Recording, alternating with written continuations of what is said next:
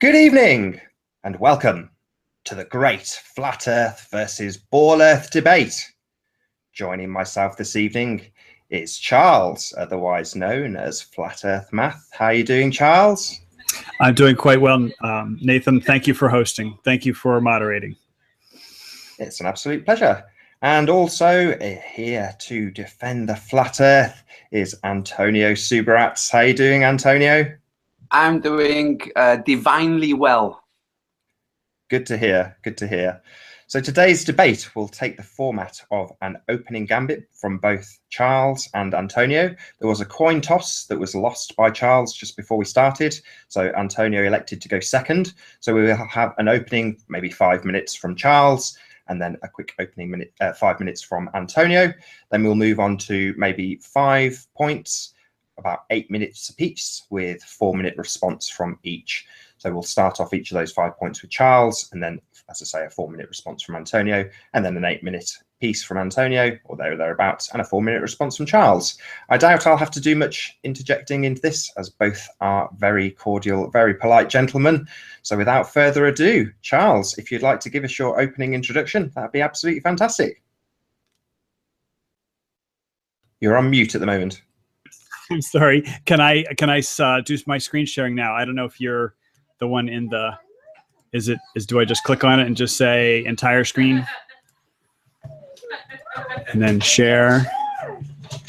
So can you can you see it says introductory statement? Yeah, we've got you perfect, Charles. Okay. So hi, my name is Charles Breeling. These are my 3 kids. People keep asking me if I'm indoctrinating my kids, and obviously by their choice of reading material, yes, I am. So here we are watching a video from Jaron, and here we are. This is what my kitchen looks like, with the little magnetic letters on our flat Earth map. So I'm definitely indoctrinating my kids. Thank you very much. And then here's my dear wife, and she's got a bun in the oven. So we're due in April. But occasionally I go out drinking with my best friend, Mr. Globe. Anyway, why is there a flat Earth debate? Personal senses. The Earth is flat and stationary. I mean, we could see it with our eyes. We could feel it with our bodies. The Earth is flat and stationary. I mean, that's what our senses tell us. And there are a lot of misconceptions. So when I think about what my senses say, I go to the beach and it's straight horizon. I don't feel any motion. I see everything moving across the sky. Obviously, the Earth is not moving. So there's tons and tons of misunderstandings. And one of the things that's really, really interesting to me is that every single time I look at a misunderstanding, every single time somebody raises up a point against the ball Earth or something like that, it turns out that it really isn't against the ball Earth. It's against a lack of knowledge, and I don't mean that in a mean sense. I don't mean to say anybody is stupid or anything like that. I mean to say it's just a little lack of knowledge. And I see my role in the debate as trying to help people with some misunderstandings. Like, you don't have to believe that the Earth is a globe, but maybe understand the globe model better. If you want to believe in a flat Earth, that's fine, but don't have it be based on misunderstandings. And then so my debate points, and I think I messed up the slide here, but basically the number 1 point for the globe is the space program. But what I did want to do is I wanted to pick things that you folks in the audience can do yourselves, stuff that you could build, stuff that you can measure. You can use just a standard zoom camera, maybe a solar filter you get at the hardware store, and then maybe a little bit of stuff you can do, with some internet searches. But basically, I don't want to convince you that the Earth is a globe. And I want to make that really clear. I do not want to convince you the Earth is a globe. I want to convince you to actually make careful measurements. So I think I mentioned Jibby in there, so by accident. But that's my take. And how do I turn off screen sharing? You're done. That's it. Perfect. Okay. Excellent. Wow, that's wonderful. A little bit of Charles, so we all get a little bit more information about who you are and where you're coming from. That was delightful. Thank you very much. Antonio, have you got a bit of an opening section you'd like to fill in the audience on who you are? Who I am, I'm a Spanish guy who lives in the UK, a Catalan man from the region of Catalonia. Charles, if you mute your mic, the sound won't get the camera over to you. That's okay. So that for the conspiratorial, that was not Charles making sure that the transmission was interrupted or anything. That, you know, okay. So born in Spain, came to the UK as a child. I'm an artist. That's what I do. I've done other things in life. I've worked very hard. I've had blisters. I've bled from my work, all kinds of stuff. I do have loved ones. I'm not going to display them because, unfortunately, there are some very crazy people out there. But anyway, the reason I'm a flat earther and the reason that I'm doing this and that many flat earthers are doing what we're doing is not so much based on misunderstanding, and it's not so much based on our senses telling us the earth is still and flat. That's not what causes us to think we're on a flat earth. That's a primitive way of looking at what might be the argument. The argument is actually based on understanding of the ways things can be hidden, the ways history can hide things, the way mathematics can hide things, the way scientists can hide things. We all know that corporate industries will hide data. It's better for them to not have made public. And the same with the organizations that brought us the globe. It was better for them to hide things like where the globe breaks down. So what many flat earthers have noticed are the chinks in the explanations for the globe, where the explanations break down.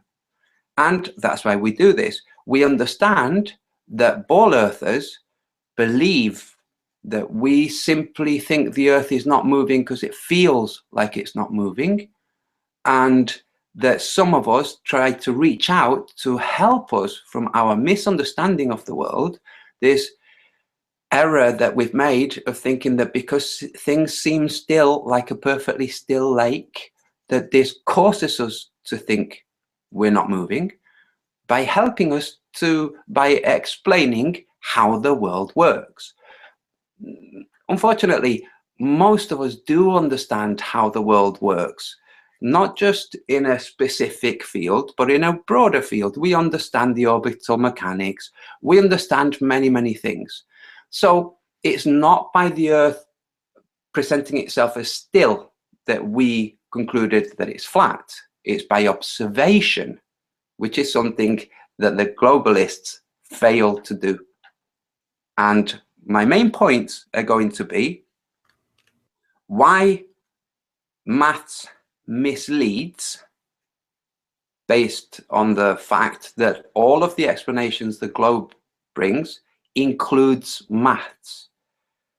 My second point will be what phenomena we are discussing, which are the sun, the horizon, distance, and how we know very little about many of these things as they relate to observation. So, my last point. Sorry. Yeah, you had 3 points, did you not? Yes, my last point is how these simple observations that many people can make, disregarding stillness. We're not discussing stillness. These observations have been hidden. Looking and considering them is a sign of an imbecile mind. So that the cunning that brought us a globe has coaxed people into not even idealizing about contemplation and observation and the meaning of the observations. They have given us explanations to certain observations based on mathematics, and that's the end of it. Don't think laterally, don't think of what could be. So to show the cunning that's been used, I will be discussing the constants like gravity and the speed of light, and misconceptions that globe earthers arrive at, misconceptions and illogical conclusions. Illogical conclusions. That's it. Thank you. Over to you. Cool. Charles, I don't know if you wanted to just maybe summarize your 5 points before you get into your first 8 minutes, just so people know, like with Antonio, if you can just mirror that, that would be brilliant. Yes, if I can look at my cheat sheet. My first point will be on curvature. And it largely will take a lot of slides from my debate with Jibby. It was the first 2 points with my other debate were on curvature. So I'm going to cannibalize that presentation. The second point will be on star trails, how we can really learn a lot by looking north, east, west, and south, regardless of what hemisphere we're in.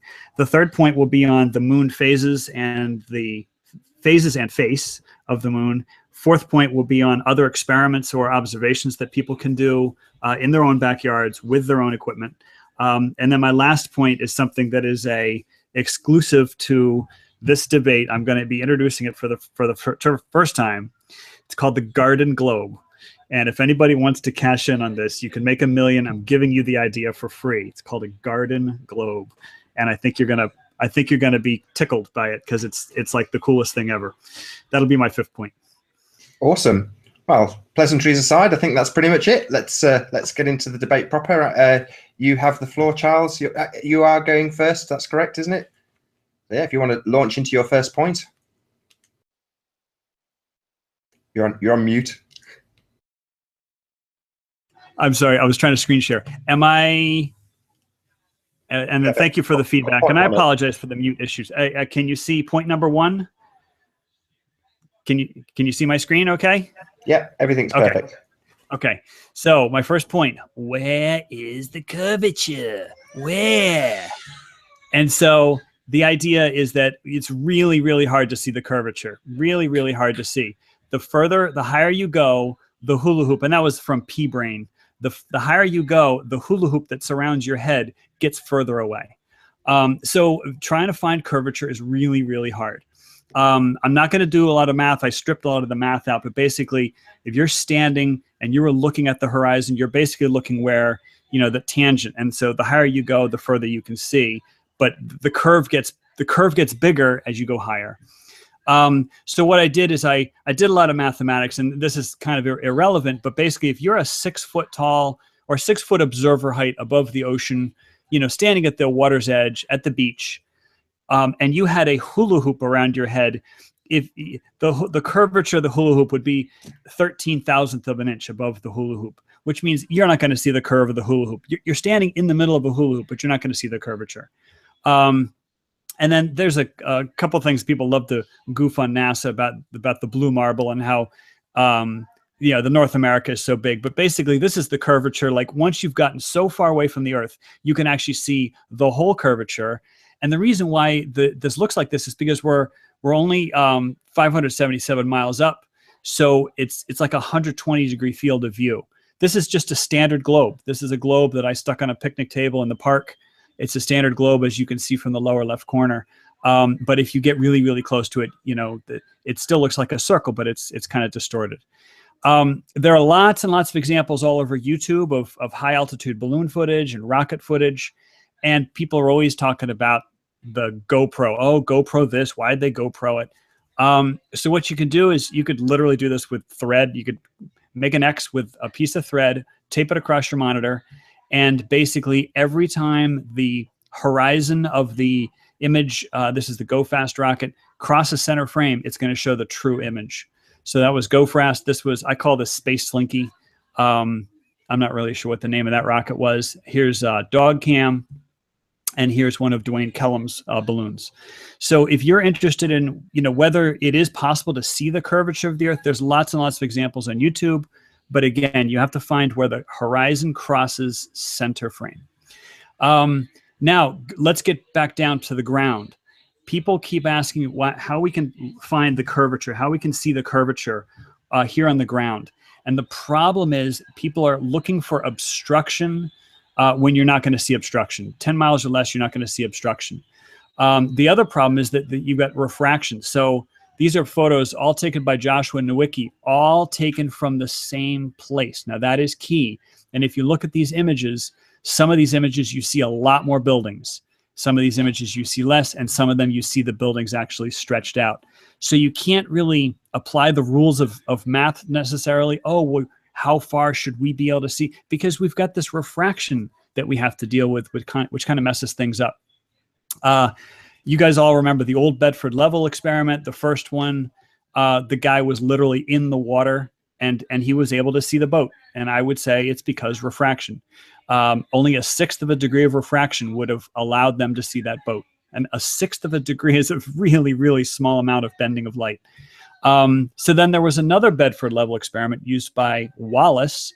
And he had 2 banners 6 miles apart on the 2 bridges. And then he used a control. And this is really, really key. He used a control. It was a post mounted in the middle. And the post was the exact same height. It had 2 discs on it. The top disc was the same height as the telescope and the same height as the banner. And so then there are 2 possibilities. If the Earth is curved, the line of sight to the far banner at letter C, the line of sight should have gone below the discs. If the Earth is flat, the line of sight should have passed through the top disc. And this is what it actually looked like. And again, you can't see curvature. That's the point. Curvature is so small, you can't see it. You can't see curvature, but you can detect it if you're really, really careful. So people keep doing these laser experiments, which are great, but they don't use a control. They don't put anything at the halfway part. So that's really it about the detecting of curvature.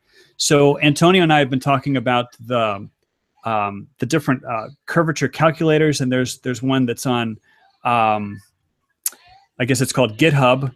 But basically, you really need to talk about obstruction, whether or not your line of sight is obstructed. If you don't talk about obstruction, you just use 8 inches per mile squared. It's almost as if your camera is halfway underwater, which scuba people call them halfies. So if you just use 8 inches per mile squared, your camera's floating, and chances are that's not the right estimate. So this is the GitHub calculator, and it really has a nice diagram. The diagram does not change. It's a fixed image, but it's very easy to understand exactly what it is that you're looking at. So getting back to Lake Michigan, the Joshua Nowicki, those photos were taken at like 57 miles. And if you just plug in 8 inches per mile squared, I'm rounded up to 60. 8 inches per mile squared gives you 2,400 feet, which is way, way taller than the Sears Willis Tower. But if you use what I call Sagitta, I don't call it, it's actually called Sagitta, you get a much better estimate. So a lot of people are asking about ships over the horizon. Well, what about if you took a boat trip away from Chicago? Now, I took these stills. This is not one of them. This is a reference image. But basically, I took stills from Rob Skiba's boat trip. And so here I took a reference image of Chicago, taken, just like in the bay or something. And then this centimeter ruler is scaled so that each centimeter is 100 feet. And so what I did is I started making marks. And so the first distance was 8.5 miles. GitHub predicted an obstruction of 20 feet. And so what I did is I put a little yellow marker there. That's the obstruction that we expect at a distance of 8.5 miles. Now, remember refraction. Refraction is up to 0.5 degree. So here's my error. So if our actual photo is within that red range, that's up to 0.5 degree of refraction. So that's how much refraction I'm going to allow myself. And now here's the actual photo that was taken at 8.5 miles. And again, there's my reference image. And the yellow bar is very close. The yellow bar is very, very close to where the calculation should be. How about 21.3 miles? Again, the yellow bar is moving up 223 feet. And we're significantly farther off, but we're well within the range of refraction. And then how about at 31 miles? Again, the yellow bar has risen to 523 feet. And this one, we almost nailed it. The expected curvature due to the curvature of the Earth matches almost exactly what we saw on Rob Skiba's boat ride. And lastly, 42.6 miles. This is very near to the start of the boat ride. We predict an obstruction of 1,046 feet from GitHub, and this is the photo. And I really love this sequence of photos, especially that like 3 of the 4 photos, the expected obstruction due to the curvature of the Earth is almost exactly the same as the actual obstruction due to the curvature of the Earth.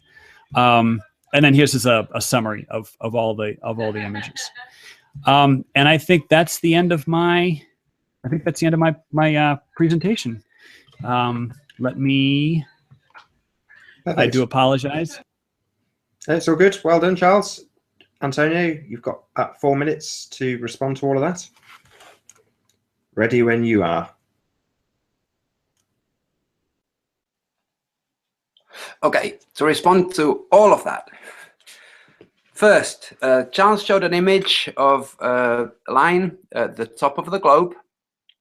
Let me screen share. Apologies if I'm not displaying properly. So just bear with me, people. Nathan, let me know if I'm sharing. Yes? Okay. So first of all, let's put that to the side. This is a diagram similar to the one of the Earth that Charles showed. He showed this at the beginning with this being the Earth. A line perpendicular to the surface of the Earth goes straight down to the center of the Earth, denoting horizon. He only showed one line, but this shows his 2 lines. The second line, A, is twice the height from the surface of the Earth as line B, as point B. So 2 things to note. 1, point B, regardless of actual distance from the Earth, is half that of point A. Or if you want to look at it that another way, point B is 1 distance, point A is 2 distance. So double. We can see this, okay? Point A is twice as far away as point B from the surface. However, when you draw a straight line to the surface of the circle of the Earth, we arrive at this point. Okay, now these lines are straight. These lines are straight. This isn't some cunning, slightly curving line trick. Now this says, according to these lines, these would be, I don't know, 700 miles long or high. Okay, very high. Let's say it's 1,000. Yeah. So B would be 1,000 from the surface. A would be 2,000 from the surface. Let's make it something more realistic. B is 200 meters from the surface. A is 400 meters from the surface. The lines are going to work exactly the same. They will fall on the same point. Now, the distance that I'm depicting now between B and this point, and the distance between A and this point, does not change. This is the actual distance, what I'm drawing now on the surface. This is the actual distance in terms of walking there or driving there or measuring it on the surface of the Earth. So these 2 points are on the same point. So let's say it's 2 people, one standing on the shoulders of the other. Okay? 6 foot tall, this guy's 12 foot when standing on the shoulders of the other guy. And yet the horizon is at the same point. This is a visual explanation of a mathematical formula. It just so happens to not be the mathematical formula that's used by people like GitHub. So just to round up on this, 2 points, twice as high as the other, horizon, same distance. Second point on this, okay, this, by the way, I'm showing this because this does not reflect the real world. In the real world, when you increase your height, when you double your height, your distance to the horizon increases massively, not just a fraction like the maths would tell us, okay? So, second point on this is the angle that they're looking at the horizon has changed. However, in the real world, the angle is at right angles. This is right angle. So the horizon is that way, okay? That's what happens in the real world. So let's look at what happens with the maths. Apologies. Here's the maths. Now I happen to have here the height of the Sears or the Willis Tower, 1,451 feet. I've told it to use a mark that is not a convenient distance away for the program, an inconvenient distance. It's 12 miles away. Now, this diagram shows us this area. This is the Sears Tower. This is the thing 12 miles away. And this is where the horizon is. According to this GitHub Earth Curve Calculator, the horizon from the top of the Sears Tower is 1.2 miles away. We can see this here. And the plate that is on the surface of the Earth, 12 miles away, somehow has 77 feet of hidden height. Now you might say, oh, this is because GitHub doesn't know what to do with commas, which is what mathematics uses to denote thousands. So we will replace that comma with a full stop. Let's see if this remains the same. Calculate. Oh, it's changed moderately. When it's 1.4 feet height, the distance is 1.4 miles away. But when it's, bring the comma back in, 1,451 feet high, the distance to the horizon is 1.2. So I hope that will help everybody bring a close to the question of whether or not mathematics can represent the real world. I mean, that's a solid 5-minute response, if I'm honest, Antonio. Brilliant. There we go. I don't know if you want to start with your first point to Charles, or was that part and parcel of that? No. Sorry, let me stop screen sharing. Okay, no longer screen sharing. First point, let me grab my crib sheet or my notes.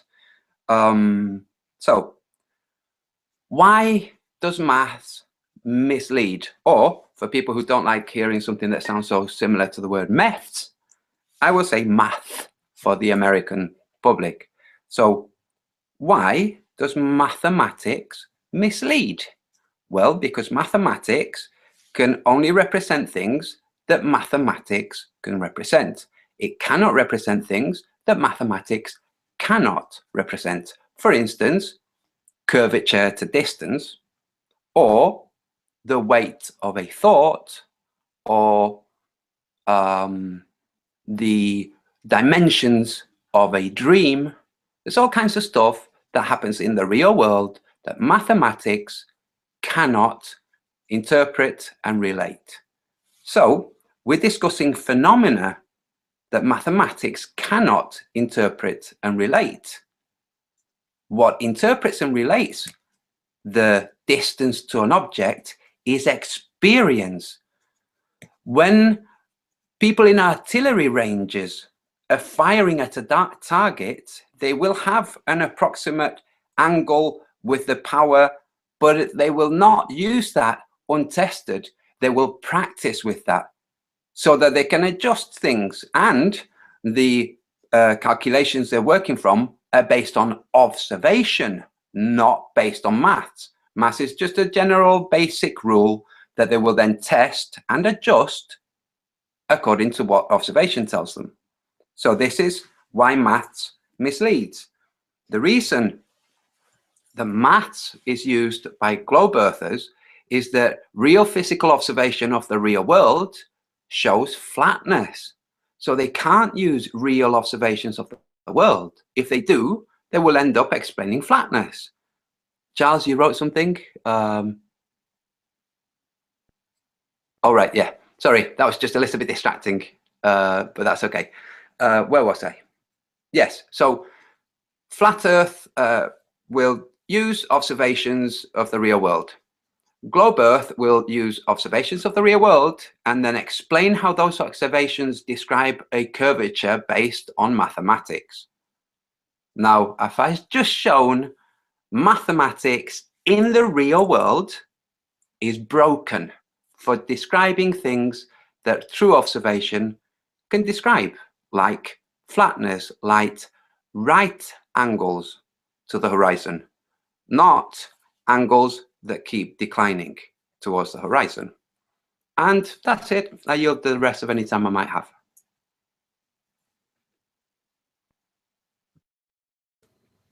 Okay. So is it my response time? I'm gonna. Oh, you go ahead, Charles. Okay, I'm gonna use my timer. I wasn't using my timer before, so I'm gonna try to keep myself honest. Thank you very much for your presentation. I really liked your diagram with the two guys.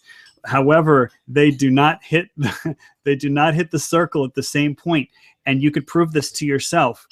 Take that diagram and duplicate it, and on one diagram eliminate one diagonal, and on the other diagram eliminate the other diagonal. In other words, have one diagonal from A and then one diagonal from B, and what you do is you see where the tangent is. So on one diagram, you honestly place a tangent. On the other diagram, you honestly place the tangent, which is, the little tick mark.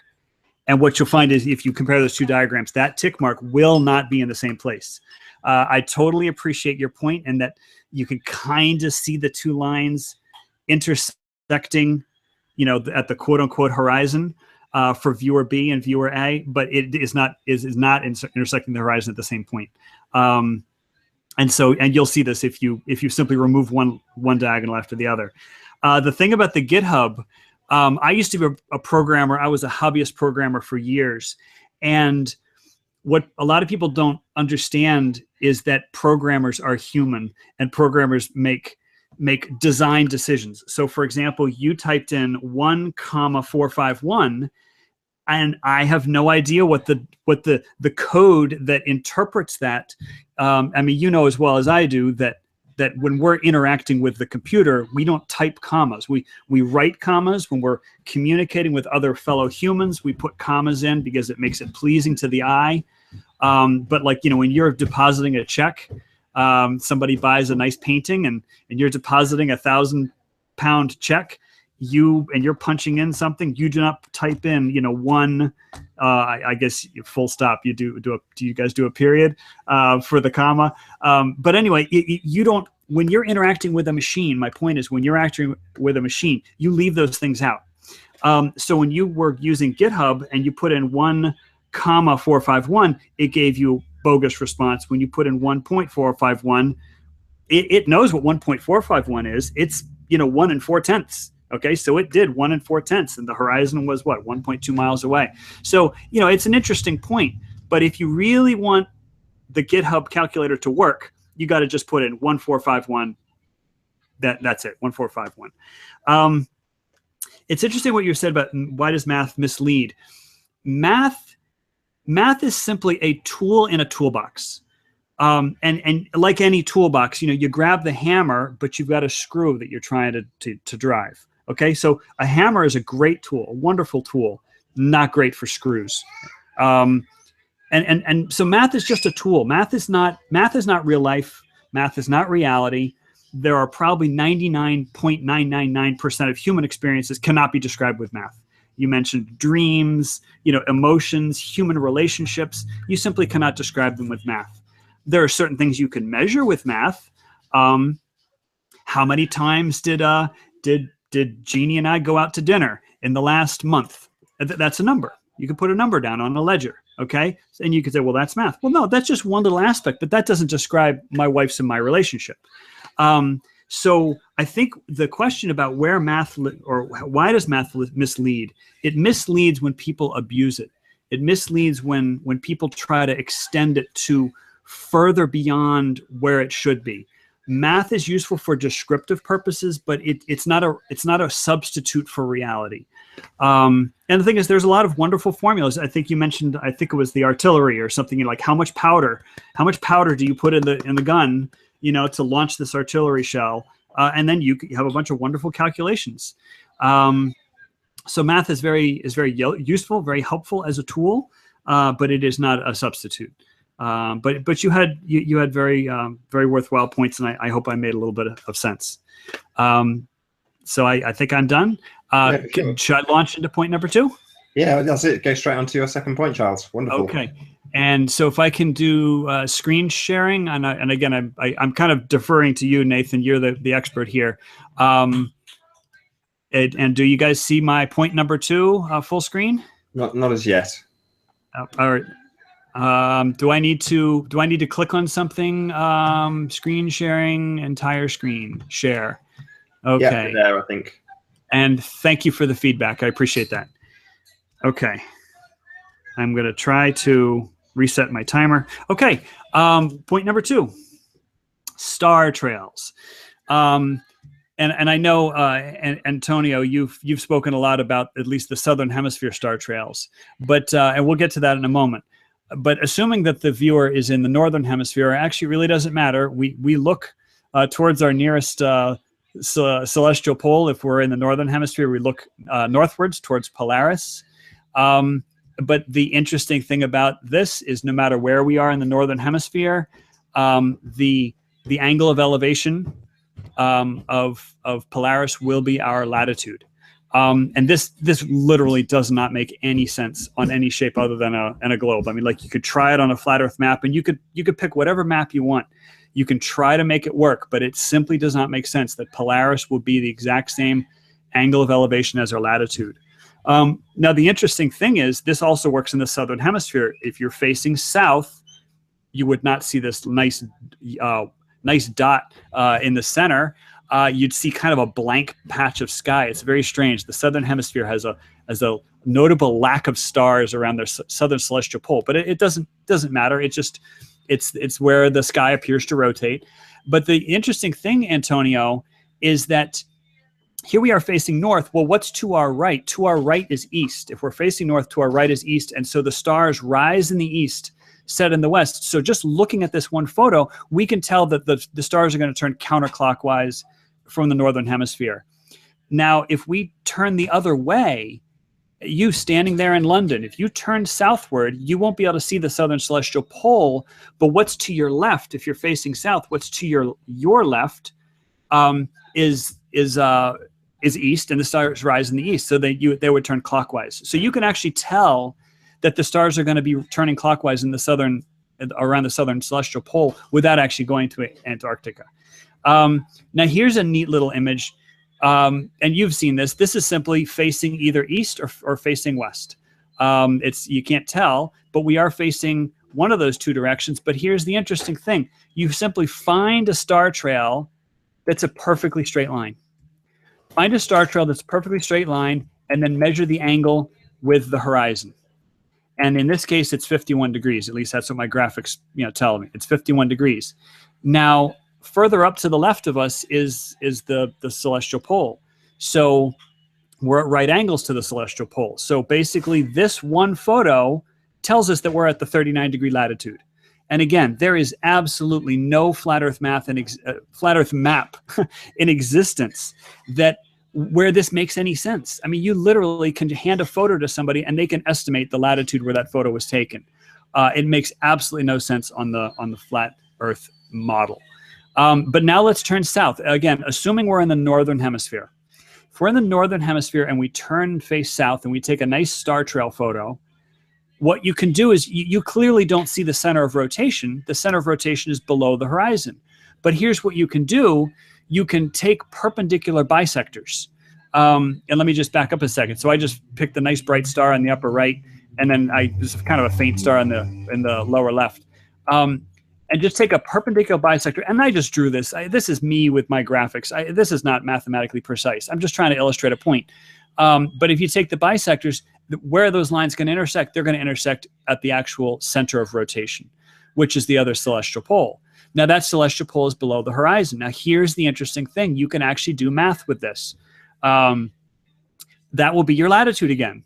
Okay? So again, if you have, now this is a very poor photo. We really can't, do any measurements off of this photo. But if you did a photo in such a way that you could actually take measurements off of it, you could literally estimate your latitude by looking at a photo aimed at the south. It would be your latitude again. And I think that's it. So yeah, I just want to reiterate the point, Antonio, because I know you've asked many, many times about, when people are facing towards the south celestial pole, do the stars turn clockwise or do they turn counterclockwise? And my point to you and to anyone else listening who lives in the Northern Hemisphere, you literally can face south and notice what you see. You will see the rotation of stars around a point that is below your horizon, but the stars will still rise in the east instead of in the west, which means they will be turning clockwise as you face south. And that's it. I'm gonna. Oh, and I just want to emphasize that this is my standard line, you know, because please, please, please, anybody listening to this, please don't believe a word I say, you know, because I'm not trying to convince you of the shape of the Earth. I am trying to convince you to actually take measurements and record photos. So I think I will stop. If I can stop screen sharing, I don't know, or if you can control that. I can. You still have a good three. I'm good. 3 minutes. I'm left, good. That was. I'm gonna hope that I don't overuse some of my time later on. But like I that said, was you've my got point. 3 minutes left. If you want to tell people to not trust you, feel free to reiterate that. And you can quote me on this. I want you to trust me like you trust a fart when you have the flu.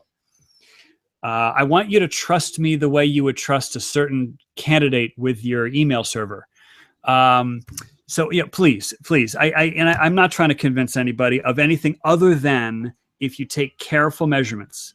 If you take careful measurements, you really can you know reveal a lot to yourselves. One of the points I try to make to people all the time is there is nothing like your own data. Like no one can take your data from you. The data may be intriguing. The data may be, may look like an anomaly, but nobody can take your data from you. So that's my point. And I'm going to give my time to Mr. Antonio. Superb. If you can just pop yourself on mute, Charles. You've got about 4 or 5 minutes, Antonio, if you want to respond to that.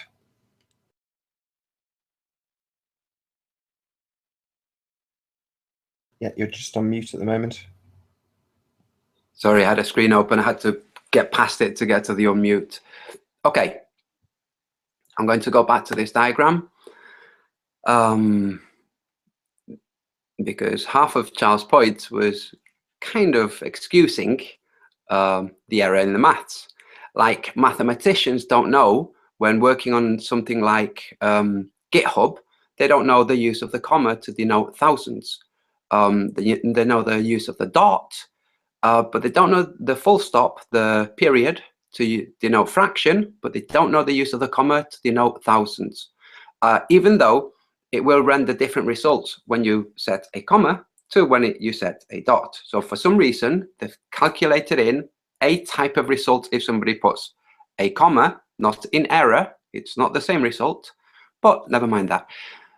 That's part of how things are excused and hidden and not directly addressed. So what I'm going to do is I'm going to screen share again and address, this is a rebuttal of what Charles just said. So here I am screen sharing. Let me know if I'm sharing, Nathan. Yep, perfect. What Charles said about removing one line and seeing where it falls, and then removing the other line and seeing where that falls. If you, by looking at this diagram and zooming in, and you can do this yourself with compass and paper and anything that you like, okay? If you think that this is somehow, oh, it won't enlarge, this is somehow some kind of trick, this isn't. This is just where the lines happen to fall. Now, what Charles very conveniently failed to mention is the angle here. This, well, never mind, let's just not discuss that, because the real world tells us the horizon is at right angles, whether you're on a plane or on the beach. So the horizon happens here at right angles. The horizon happens here at right angles, just like we've seen in all of those high altitude rockets and balloons. But Charles fails to mention that because it doesn't actually correspond to the real world. So it's not addressed through maths in this kind of diagram. So that's that point. Sorry, I'll keep this for later. And let me stop screen sharing. Oops, my mistake. Sorry, guys. I'm a mammoth. Okay, so the horizon rises at eye level. That diagram shows declining angles. Angles to stars is something that's better if you don't discuss that little point. but instead you discuss direction. I was on Globebusters discussing direction. I understand direction. I discussed how direction is distorted by mainstream like National Geographic. So we all understand. I've used descriptions that have explained if you're on a racing track and there's somebody on the other side of the racing track, you're both looking at cars driving from right to left. Your cars are going right to left. The other guy opposite on the other side of the track, your friend who can wave at you, the cars, same cars, are going left to right to that person. It's orientation, it's perspective. That's what it is. So maths, not understanding commerce, mathematicians, that's a bit of a stretch, but let's just ignore that little fact.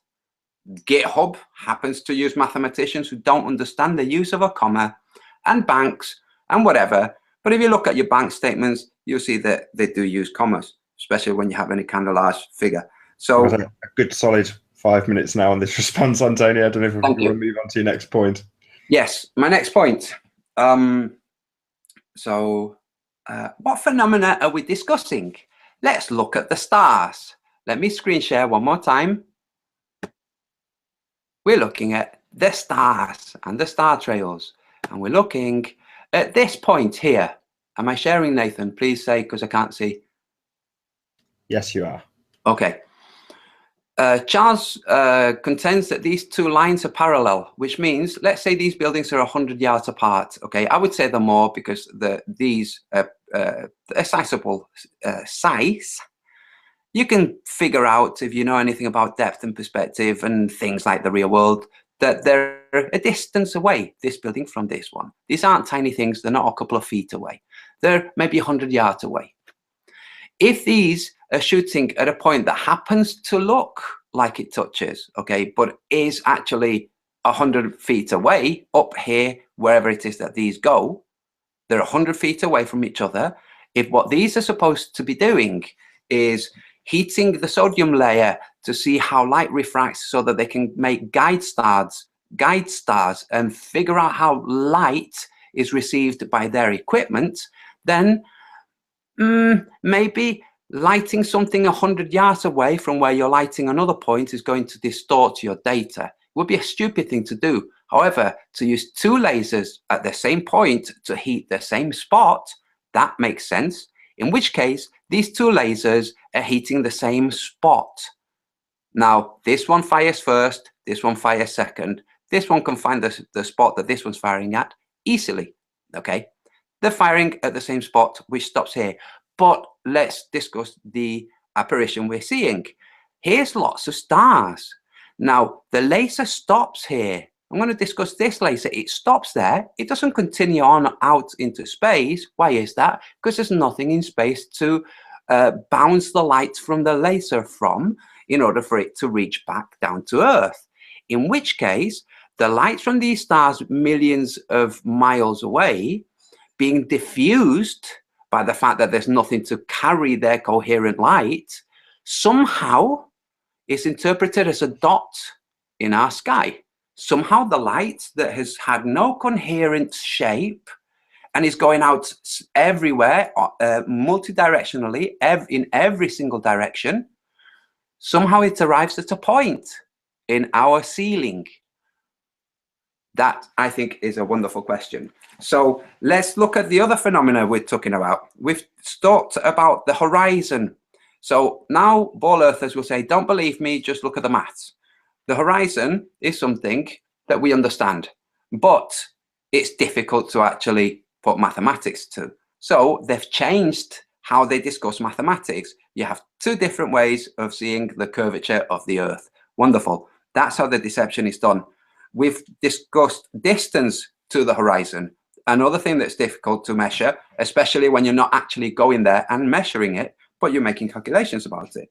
And what we have little information on, one second, is things like the things on the ceiling, which is what ballers will always say, look, this shows curve. No, it doesn't. It shows things on the ceiling that somehow they figured out this light is 93 billion years away, miles away, and this one here is smaller, therefore it's much, much, much further away. But this one here is much, much, much bigger than this one, and it's much, much further away, although the light is the same size.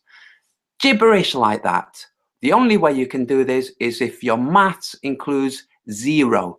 If your mathematics does not have the number 0, you cannot arrive at the absurdist explanations we have from the pataphysicists that we call astrophysics.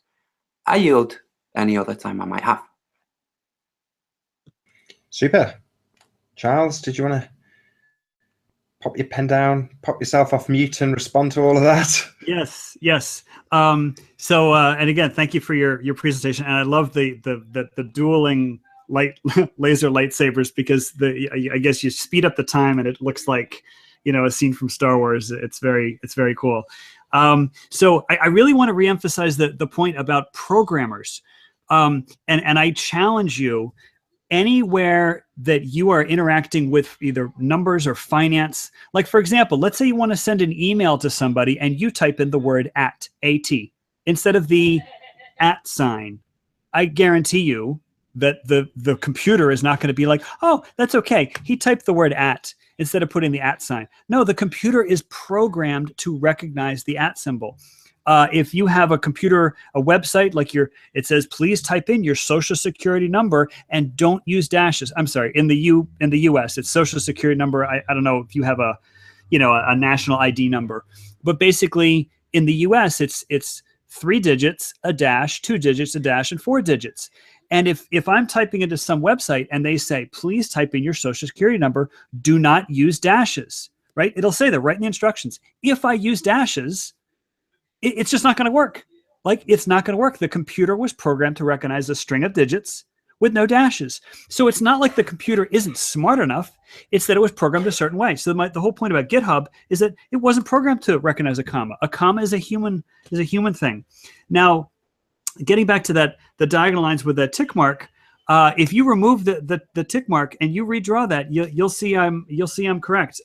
Those two lines absolutely are not tangent to the circle at the same point. They are absolutely not. Anybody can do a screen frame of that, and then you'll see the two lines are not intersecting the circle. So you talked about the angle at that top port. One of the things that troubles people a lot is that they misunderstand diagrams.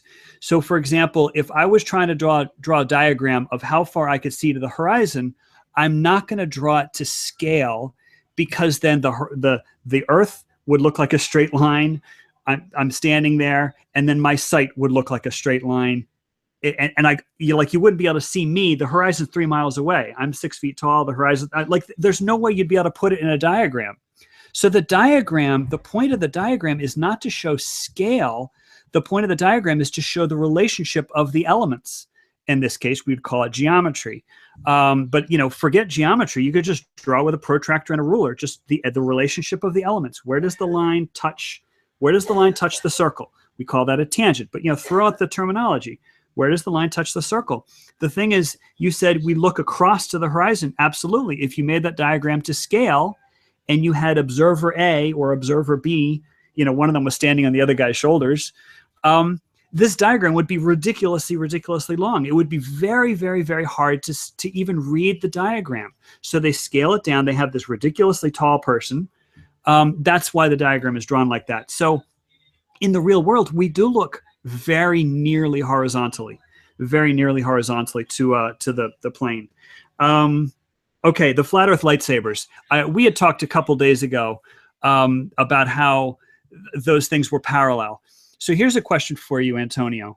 If you have a line and you have another line, and those lines are 5/100ths of a degree off, right?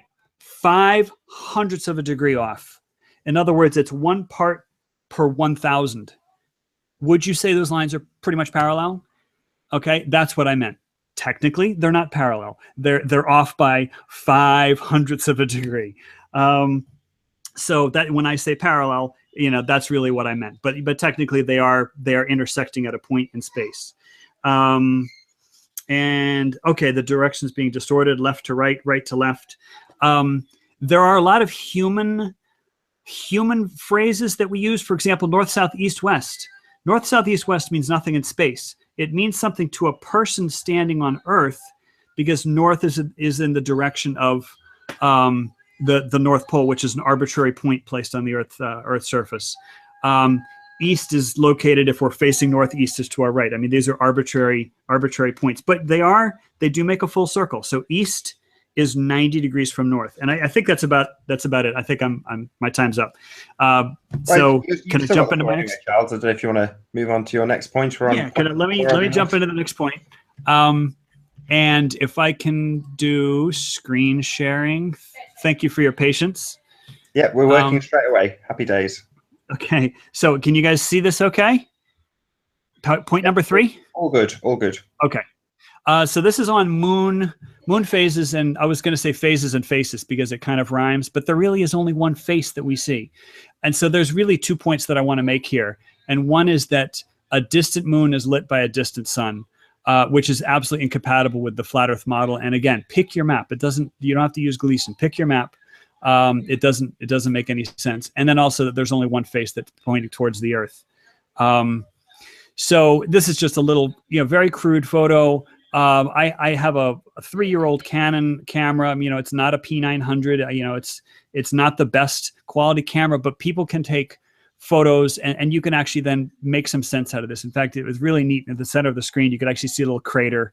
And the idea that this moon is self-illuminated. I mean, it certainly looks to me like there is a crater, and then the crater wall is being illuminated, and the other side of the crater is being shadowed. I mean, this is perfectly consistent. And this is a very, very horrible photo. I'm just saying you don't need special equipment to capture images like this. But the real question is the moon lit by the sun? Oops, I forgot to reset my timer. So there's this thing called the moon terminator illusion, and I really need to give credit to Rory McPhizz because he had a series of videos on this. And basically what you do is you take a ball. In this case, it's a styrofoam ball I got at a craft store. And then on a sunny day when you can see the moon and you see the sun, okay, you simply photograph the two, but you got to photograph them next to each other. You can't take a photograph where one is on the left side of the frame and one's on the right side of the frame, because then your angles are different. You really have to line up the angles. And then the idea is what happens when we superimpose these images? Does it look like it's a similar pattern of light and shadow? The thing is, in the heliocentric model, our atmosphere, about 60 miles thick, is what's reflecting all this blue light. So the moon is 240,000 miles away. So we are seeing a lit object through our blue atmosphere. So the light and shadow isn't going to look perfect. I mean, the thing is, the crescent moon, the photo of the moon, not the photo of the styrofoam ball, it's not a perfect match because it looks like the crescent moon is lit a little bit less. And that's because the light has to pass through our blue atmosphere. And so you're going to see a little bit less illumination. But this is a really nice comparison. Anytime you see the moon and the sun on the same day, just take a little white ball or whatever and try to photograph them. And like I said, my camera couldn't focus on both at the same time. So I simply took 2 photos. Okay, just moments apart. I just took 2 photos. Okay, and this is one taken. I guess it was the day before, so it's actually a little bit less illuminated. But again, you just line up the photos next to each other, and it should look, that pattern of illumination looks really similar. But you see the glow is because it was at sunset. So I just had a few minutes to capture this. Now. I am a strong believer in libertarian values. I believe people should be free to do as they want. So I think hemp should be legal, specifically the Helio Earth Moon protractor, which is an invention of mine. One of my guiding philosophies is I want people to be able to make measurements themselves and also make their own gear. So really, all I have here is it's a protractor taped on a pencil. But I had the pencil a little bit shy of the end because I taped a little card on the end because I want to be able to see a shadow on that card. There's also a paper clip there kind of as a guideline, and then just a piece of string. And this is basically it. And so what I do is I hold the protractor in my hand and I stretch out the string and I point the string at the moon. Okay, I'm pointing the string at the moon, and that's really where the pink paper clip comes in. I'm kind of lining up the pink paper clip. I'm lining up the string. I'm pointing the string right at the moon. And now this is where you really have to have 3 hands. And so this is very hard to do. You then are looking at the little card, and you're trying to wait for the shadow of the pencil to be a perfect circle. In other words, you want essentially the shadow of the pencil to be almost gone. And this basically says that my pencil is pointed exactly towards the sun. Therefore, the base of the protractor, the flat side of the protractor, is flat towards the sun. Well, then now where's this string going? The string is aiming at the moon. And so what I found when I was measuring it is I found 75 degrees, and this is when I took the reading yesterday. So here's a series of image from a website called astropixels.com, and if you just count the number of photos, if you have like a missing first photo called the new moon, where you can't see the moon at all, and then you have the full moon, so it's roughly 9 photos in this particular illustration. So if we have 0, 20, 40, 60, 80, coming up to a full 180 degrees. So if I were to tell you that I was measuring around 75 degrees, well, the moon illustration should look somewhere between, the 60 and the 80. And, and if you back up, if you back up, it's like, it's not perfect. I mean, it's actually, this is the one. This is the actual image. This is the image I took yesterday. I took the other one the day before. So if you can kind of imagine this image and then going to this a guide, and it's like, okay, so it looks like we're, part of the way towards a full moon. We're almost at a half moon. And so you can actually measure this angle. You can measure the helio Earth Moon angle, okay, with your HEMP tool. And so this is a measurement that you can make yourself, and then you just ask yourself, is this measurement of the moon to the Earth to the sun, is that measurement consistent with what I'd see, with what I see with my own eyes, with what I see with a styrofoam ball? And then so, like I said, I measured it with it was 75 degrees, and that looks pretty close. I mean, it's not perfect, but it looks reasonable. And the solar clinometer, I think I messed up my slideshow. So if I could just stop screen sharing, I'm just going to talk for the rest of my my time. Let me turn off screen sharing.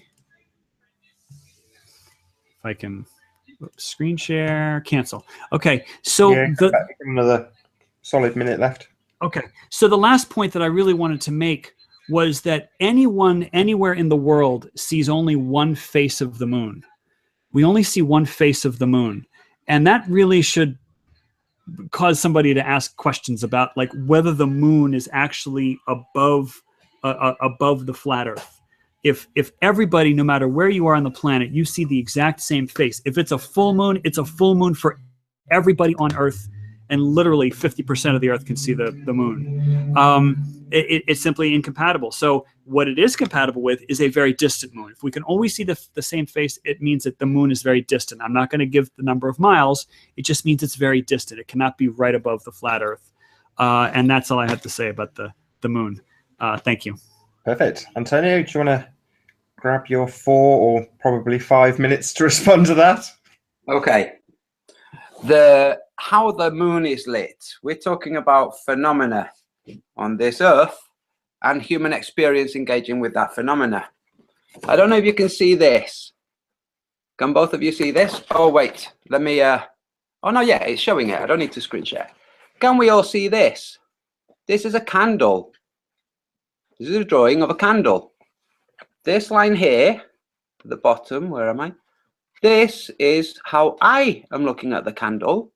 And this is what happens with the candle. There's an area inside the candle that's actually darker than the area above it. Now, I've put darker and lighter, okay? This is a candle. Anybody can do this with a candle. Now, this area inside, this kind of strange void area is blue at the bottom, and the rest of it is kind of yellow. And this darker area, you would imagine that if you turned and looked at the candle from right angles, so you're looking from this point. Let's say you're looking due north, and you move and you look at it due east. You haven't moved the candle, you've just moved your location. Guess what you see? Exactly the same, other than the actual edge of the candle here, or surface of the earth, has changed. So the light has a phenomenon which tells us your angle to what you're looking at doesn't necessarily mean that a different angle looking at the same thing is going to represent something different. Now, this is the real world. Don't believe me, boys and girls. Get a candle and check yourselves. Light it. See this small void in the center, this area where the heat is not illuminating as much as it is here, and move your angle and look at it from a different perspective, and you'll see the void also there. Okay, this is a phenomenon with light. The moon is light. The sun is light. So let's say that there was a dark spot here. What do you think would happen if we looked at it from this point of view instead of from this one? We would have a light spot there. But as things move, if you change your orientation like this, then the sunspots move.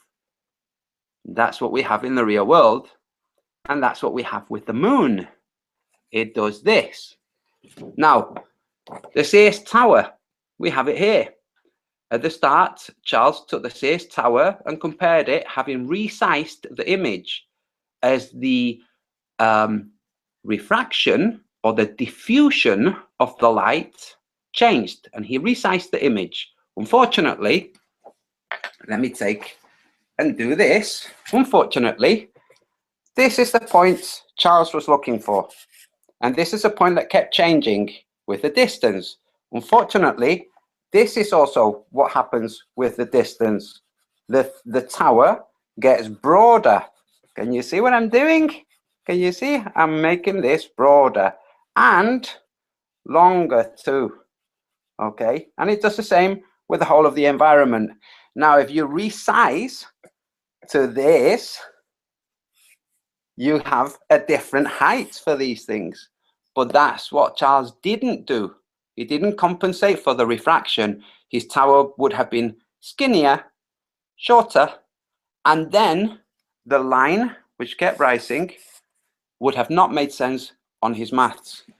Now, back to the misconceptions of how the moon works, how far away it is.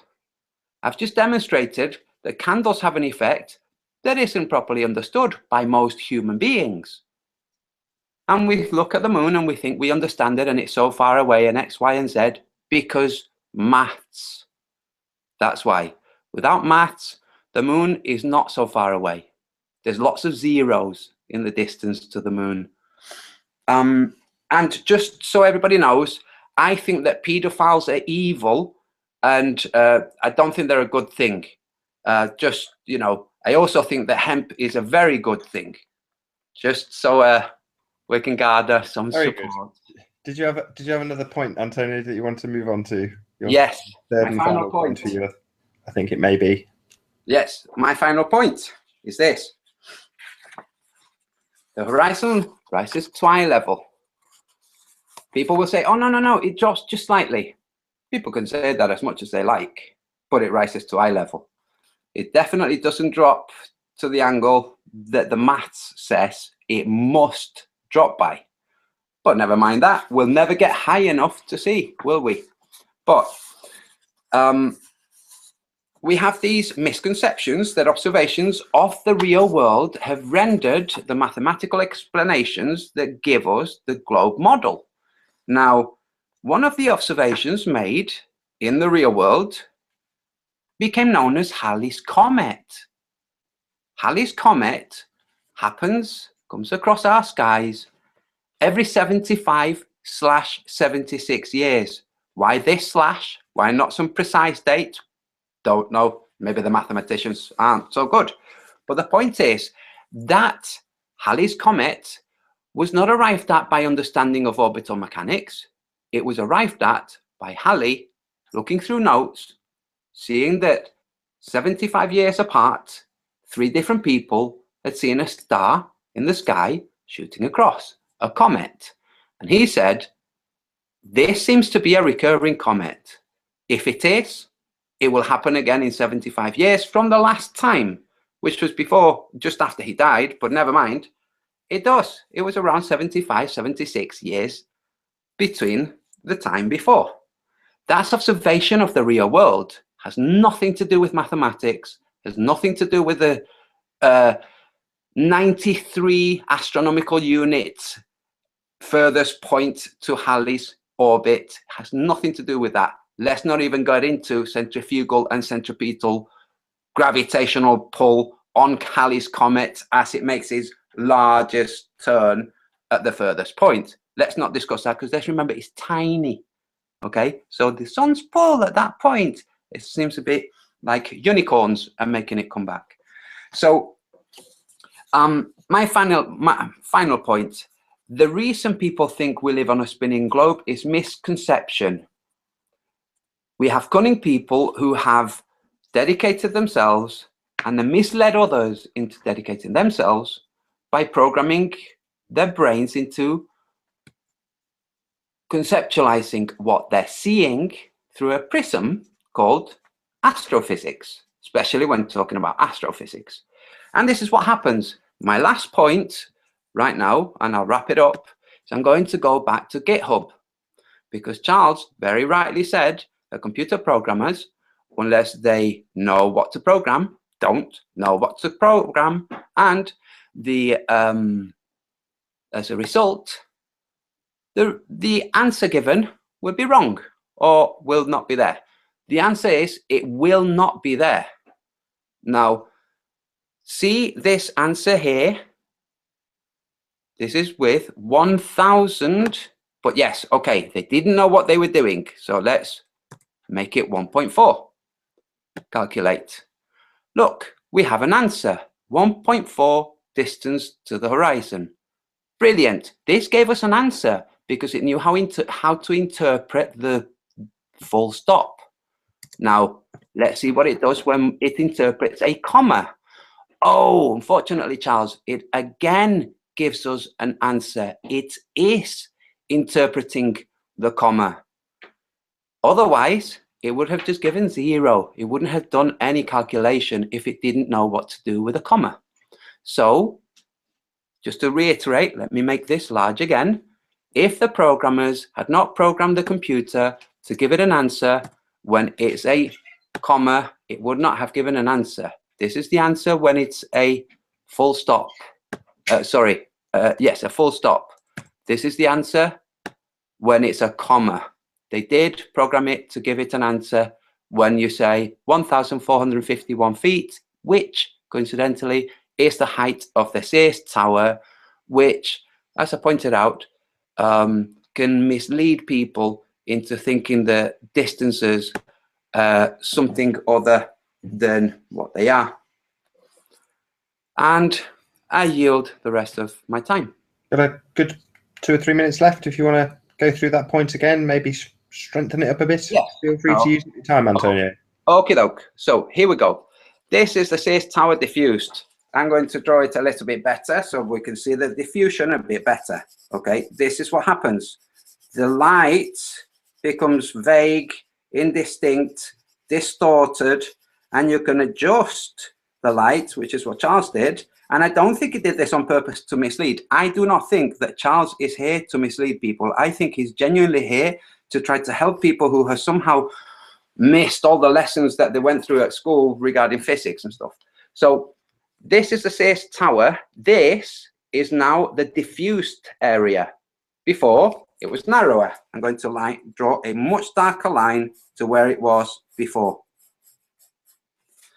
This darker line there is where it was before. What's happened is it has diffused its light and it has spread the shape out in the pixels and the height. The truth is the tower is narrower and shorter than the diffused light makes it look. So when you take the distorted light and you compare it to the undistorted light, you arrive at an answer which happens to fit with the maths. However, if you understand that the distortion has warped the elements, you end up with something that doesn't actually support the maths. And again, the sun and the moon, how come it has the same face to everybody? This is a candle. I'm looking at it from this angle. So are you when you're looking at your candle. Then you're going to go round the candle and look at it from this angle, and you're going to see this shape too. Now, what you will see that is different will be if the wick is bent. That's what you will see, okay? If the wick is bent. But we're talking about this area here, which is the sun and the moon. We're talking about this area. And the candle will show you, just like with a rainbow, that your angle of approach doesn't actually alter the colors or the spattering of the shadows on the moon. Thank you very much. Charles, over to you for your 4 or 5 minutes. You're on mute at the moment. Okay. Thank you so much. I'm turning on my timer. Very interesting analogy with the candle. However, I hope you would agree with me that a candle flame has radial symmetry, left to right, meaning, you know, candle flame, you look at it from the front, back, left or right, and the flame essentially looks the same. Very interesting what you said about the wick. The wick will rotate, and that's an interesting point, because what we're talking about is something that isn't just completely symmetrical, where it really doesn't matter which direction we're turning. We are talking about a triangular relationship: the Earth, the Moon, and the Sun. It makes a triangle, and so you can't just arbitrarily say, well, the sun could be anywhere. Or, I mean, not that you said that. You said the candle doesn't matter what direction you look at the flame, but you're comparing apples and oranges. What I would say to you is blow out the candle, light the candle from, you know, say a lamp that's across the room, and you have a nice glow on the shaft of the candle. Okay, now start walking around the candle and tell me if you think that candle is lit exactly the same as you walk around the candle. That's essentially what we're doing. We're comparing the angle of a light source, an object that is being illuminated, and our observer. Okay, we have a light source, we have the object, and we have the observer. And that's the thing that I was doing with my hemp tool, is you can very carefully calculate these angles. But it doesn't work with the candle flame, because the candle flame has radial symmetry. It doesn't matter what angle you look at a candle flame. A flame looks like a flame, looks like a flame. So we're really interested in the relationship of a light source to an object. Now, about the Sears Tower, it's very interesting that you were talking about I think you used the word refraction, but maybe you didn't mean to. The fuzziness, let's say the blurriness of the edges of the tower. One of the things that I was very careful with, and that's one of the reasons why I like doing stuff on a Mac, because when you drag a handle on the Mac, you've got a piece of graphics and you drag a handle, it almost always scales it proportionally. Okay, it scales it proportionally. If you're on a PC and you drag a handle, half the time it stretches or squashes, and oh my goodness, PCs really drive me nuts. I have to use one at school. But the Mac, I was very, very careful to take the image of my reference image of the nice Sears Tower, Willis Tower, and I scaled it. I scaled it proportionally, but it wasn't just the width I was looking at. And so I'm going to say you have a very good point. If I was just looking at the width, maybe the width was a little blurry. I was looking at the whole picture. And one of the things that's very distinctive about the Sears Tower is you have this shoulder. I'm going to call it a shoulder for lack of a better term. And I don't know if you can see, and I don't know if I'm full screen or whatever, but basically, you know, you have the top of the Sears Tower, which is represented by this envelope, and then you have this, you know, this narrower portion. And so this is a very special geometry. So even if this edge right here, even if this edge was a little blurry, there is still, it's the height from here to here. It's a very, very distinct height. And if you go back and you look at those images, you'll see that I really tried to have everything like apples to apples. I wasn't just going by the blurry width. And what else?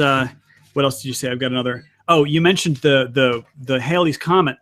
And I heard somewhere it's actually pronounced Halley's. He's a British astronomer, if I'm not mistaken. So you are absolutely right in that the motion of the comet has nothing to do with math. So can I give you a point there? The motion of the comet has nothing to do with math. Now I'm going to take a point back, and I'm going to say we can describe the motion of the comet with math. Again, the math is not the comet. The comet is real life.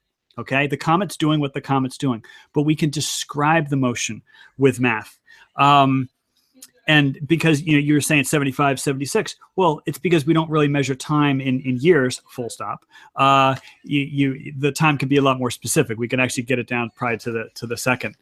Now, oh my goodness, we're going to spend the entire debate talking about GitHub. Okay, you said the phrase, they did not know what they were doing. Oh my goodness, that is not correct. That is absolutely not correct. They knew exactly what they were doing.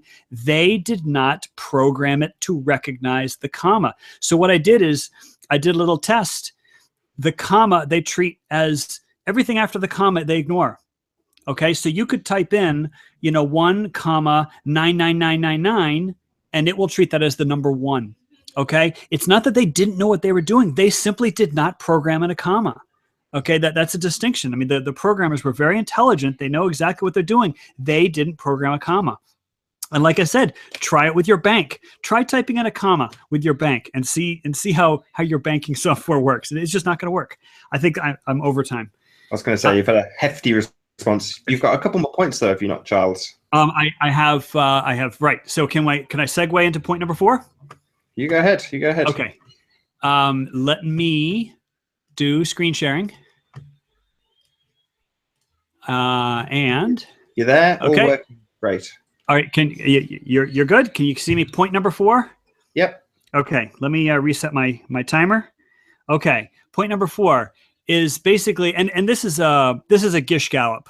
I'm going to give you a bunch of random observations that people can do, and if you don't want to respond to any one specific one, I know that it's very unfair in a debate to just throw out a bunch of points, but the point that I'm trying to make for the viewer is that there's many observations that they could make with their own equipment in their own backyard. You don't need to travel to Antarctica.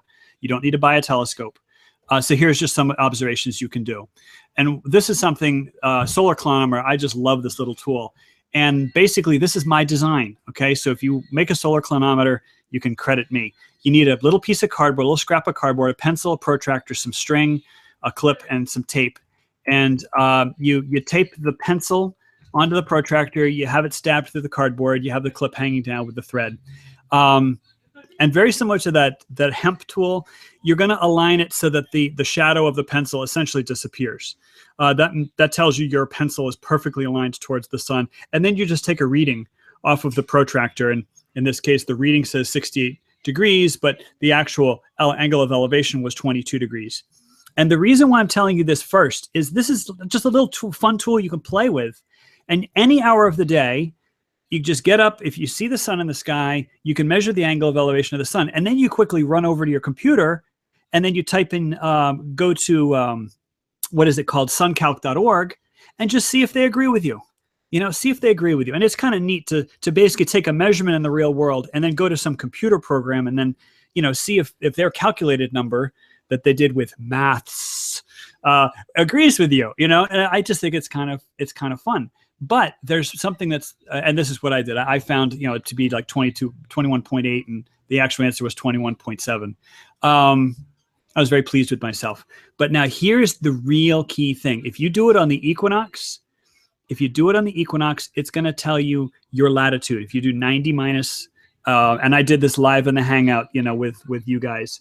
If you do this angle of elevation at solar noon, when the sun's at zenith, it's going to give you basically 90 minus your latitude. Now, here's the thing. If you do it on the summer solstice, and it doesn't matter, northern hemisphere, southern hemisphere, do it in the summer solstice, just add 23.5 degrees to whatever the other reading was. If you do it in the winter solstice, subtract 23.5 degrees. And what I'm trying to tell you, and I really hope everybody in the audience gets this, you, in your own backyard, you can measure the tilt of the Earth's axis. I don't care where you live, northern hemisphere, southern hemisphere. You could live at the North Pole. You could live in the equator. All you have to do is take a reading of the zenith sun at equinox and the zenith sun at one of the solstices, and they will be 23.5 degrees apart. And this is a reading that literally does not make any sense on the flat Earth. I mean, just, again, pick your model. Doesn't matter what model. Because the flat Earth model, the sun is so close, the angles are constantly changing. That's the problem. We really need a distant sun for this to work. Okay, so here's another viewer. And this one's a lot of fun because you could do a couple different things with viewing the sun. You basically, you take a piece of aluminum foil or aluminium, and you put a pinhole in it, and you could project the sun onto a card, and it basically works just like a pinhole camera. And so this is what mine is. I had a poster box, and here's a little bit of trivia. What poster arrived in the mail from Amazon? It was the Gleason's poster that's hanging in my kitchen. So anyway, this is aluminum foil at one end, and then I cut a little hole in the other end.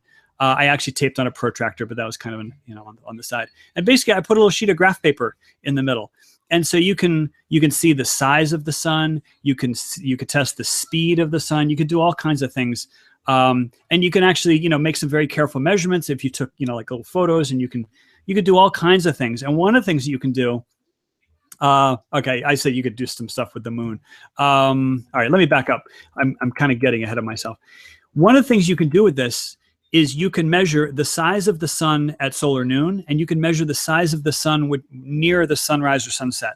And what that'll tell you is the size of the sun at solar noon on the flat Earth map, and again, any map, pick your map, the size of the sun at solar noon should be bigger. Okay, it really doesn't matter what map you use. If the sun is moving above and across the flat Earth, the sun has to be bigger when it's closer to you. I mean, there's just no two ways about it. And so what I would argue is that if you actually do this yourself, you actually make these measurements, you're going to find the sun to be exactly the same size, no matter what hour of the day it is. Okay, let's move on to something else. If you have a digital camera, you can actually duplicate these things with the moon. The moon should stay the same size. Oh, the last thing about this is if you took several readings, you can actually test the speed of the sun, angular speed. And again, I apologize. This is kind of a gish gallop. I got a bunch of stuff in here. What is this? Okay, this is the size. This is the size. I flew through a couple screens. The screens aren't important. Basically, if you were standing in Missouri and you were using, say, the Gleason's map, let's say it's the Gleason's map is the one, the sun should be twice as big at noon as it is at sunrise and sunset. Okay, blah, blah, blah. All right, and then here's the speed. So you really need to use the same viewer, but you want to take a pair of photos. And when you take a pair of photos, you take the first photo and you make sure that you don't disturb this little viewer. And then maybe 10 minutes later, you take another photo, and then here it is. I just drew it out on a sheet of graph paper, and there's my little ruler, and I just measured it very, very carefully. I'm writing down the minutes and the seconds, and then you can figure out the speed of the sun. Now, why do you want to figure out the speed of the sun? Again, if the sun is close, then the sun is going to move faster in the sky when it's over your head versus when it's at the horizon. And then, of course, you can also do the same thing with the moon. So here's an illustration.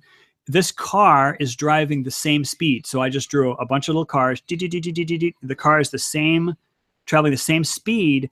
But if you look at it when it's closest to you, it's traveling more degrees of arc.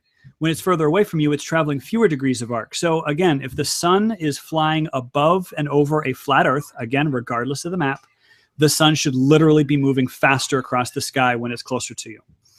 And so here's just a bunch of math, showing you, this angle, and again, I'm using the Gleason's map, equidistant azimuthal map. And I think I have 1 minute left. I have 1 minute. Okay, so I'm just going to fly through this. It should go twice as fast. If you're in Missouri, it should go twice as fast overhead.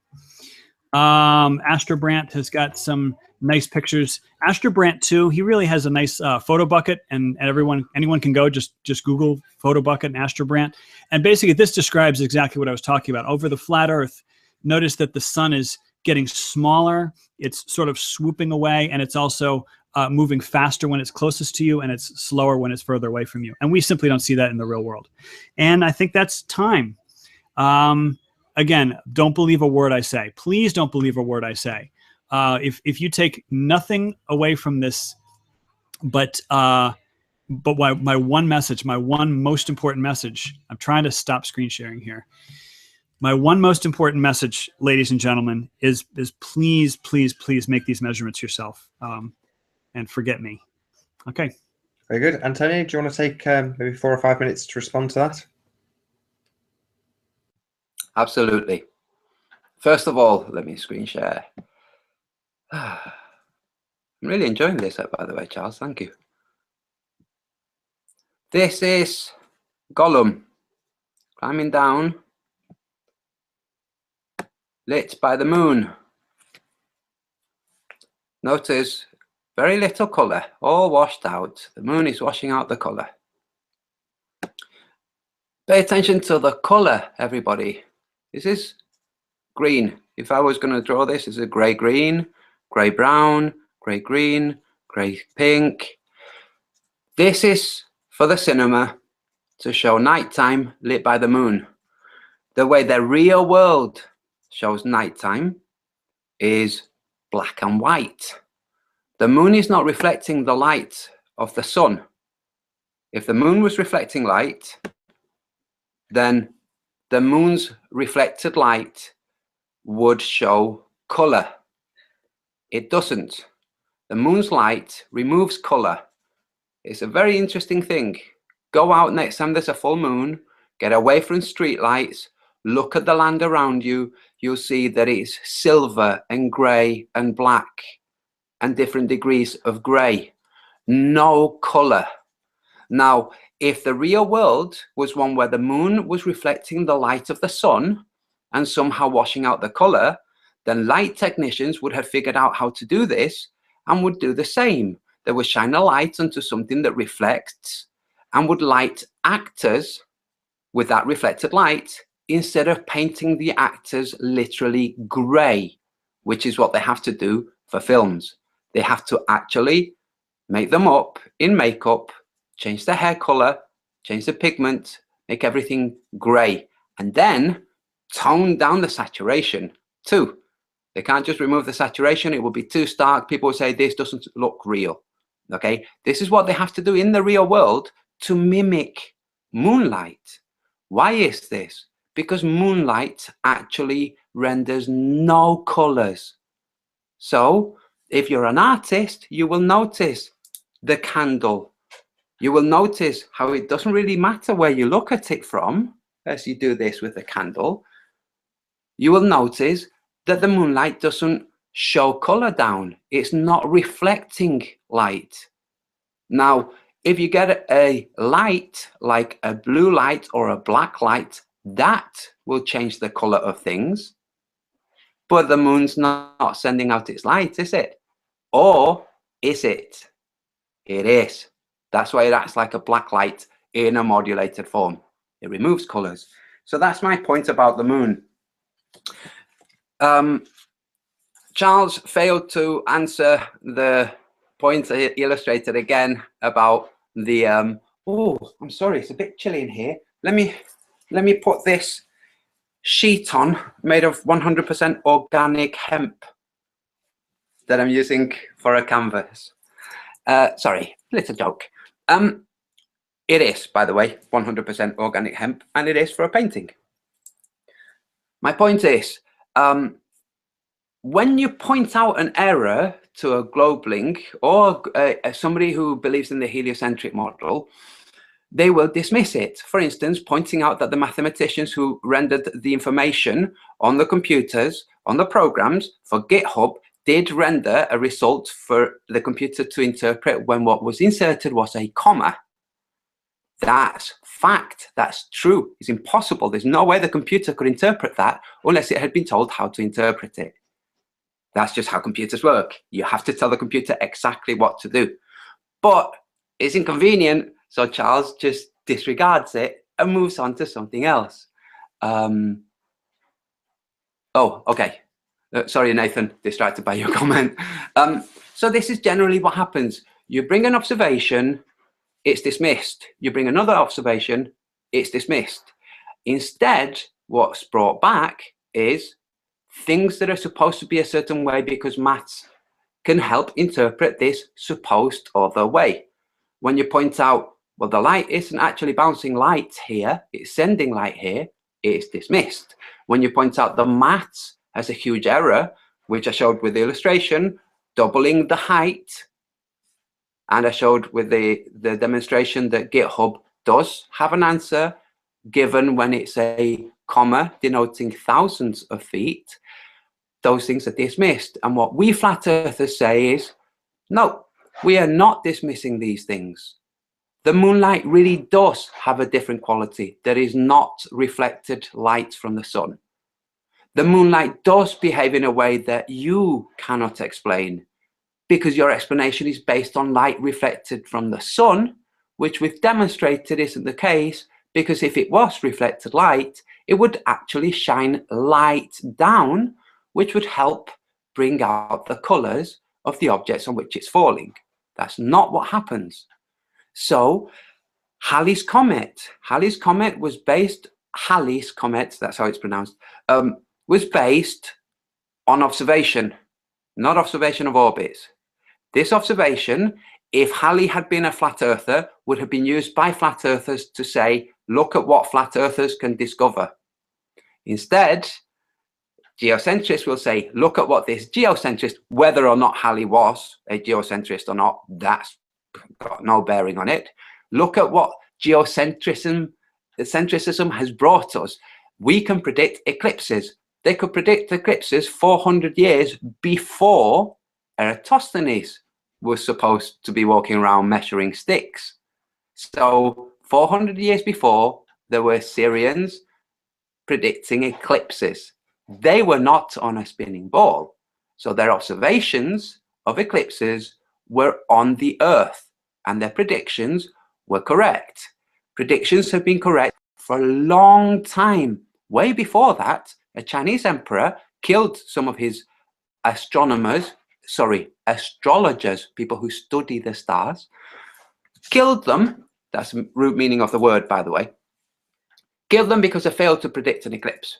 So the point I'm making is, no matter what flat earthers bring, no matter how valid, the globe earthers will say, that's not valid, look at the maths. Even when you demonstrate to them that their maths are not valid, maths are not valid, they will still bring it back to maths. They will still say angles of elevation, degrees of movement. They will still say these things which are based on maths, and the distance is based on ascribed values. Anybody out there who's interested in knowing what I mean by ascribed values, go to Phuket Word and watch his video on Newton and the gravitational constant. Now, I did want to make one final point, which is gravitational constant, Halley's Comet, orbit of the Earth, orbit of the Moon. How long do I have, Nathan? Sorry, mate. About 4 minutes left. About 4 minutes left. Brilliant. Orbit of the Moon, orbit of the Earth. Thank you, Charles. Charles just told me 4 minutes. Orbit of the Moon, orbit of the Earth, orbits all together. Gravitational constant. Guess what, fellas? You can test this yourselves. Gravity is not constant, and you will always put it down to your instrumentation. Oh, this is a smidge under a gram. It wasn't before. Must have got lighter.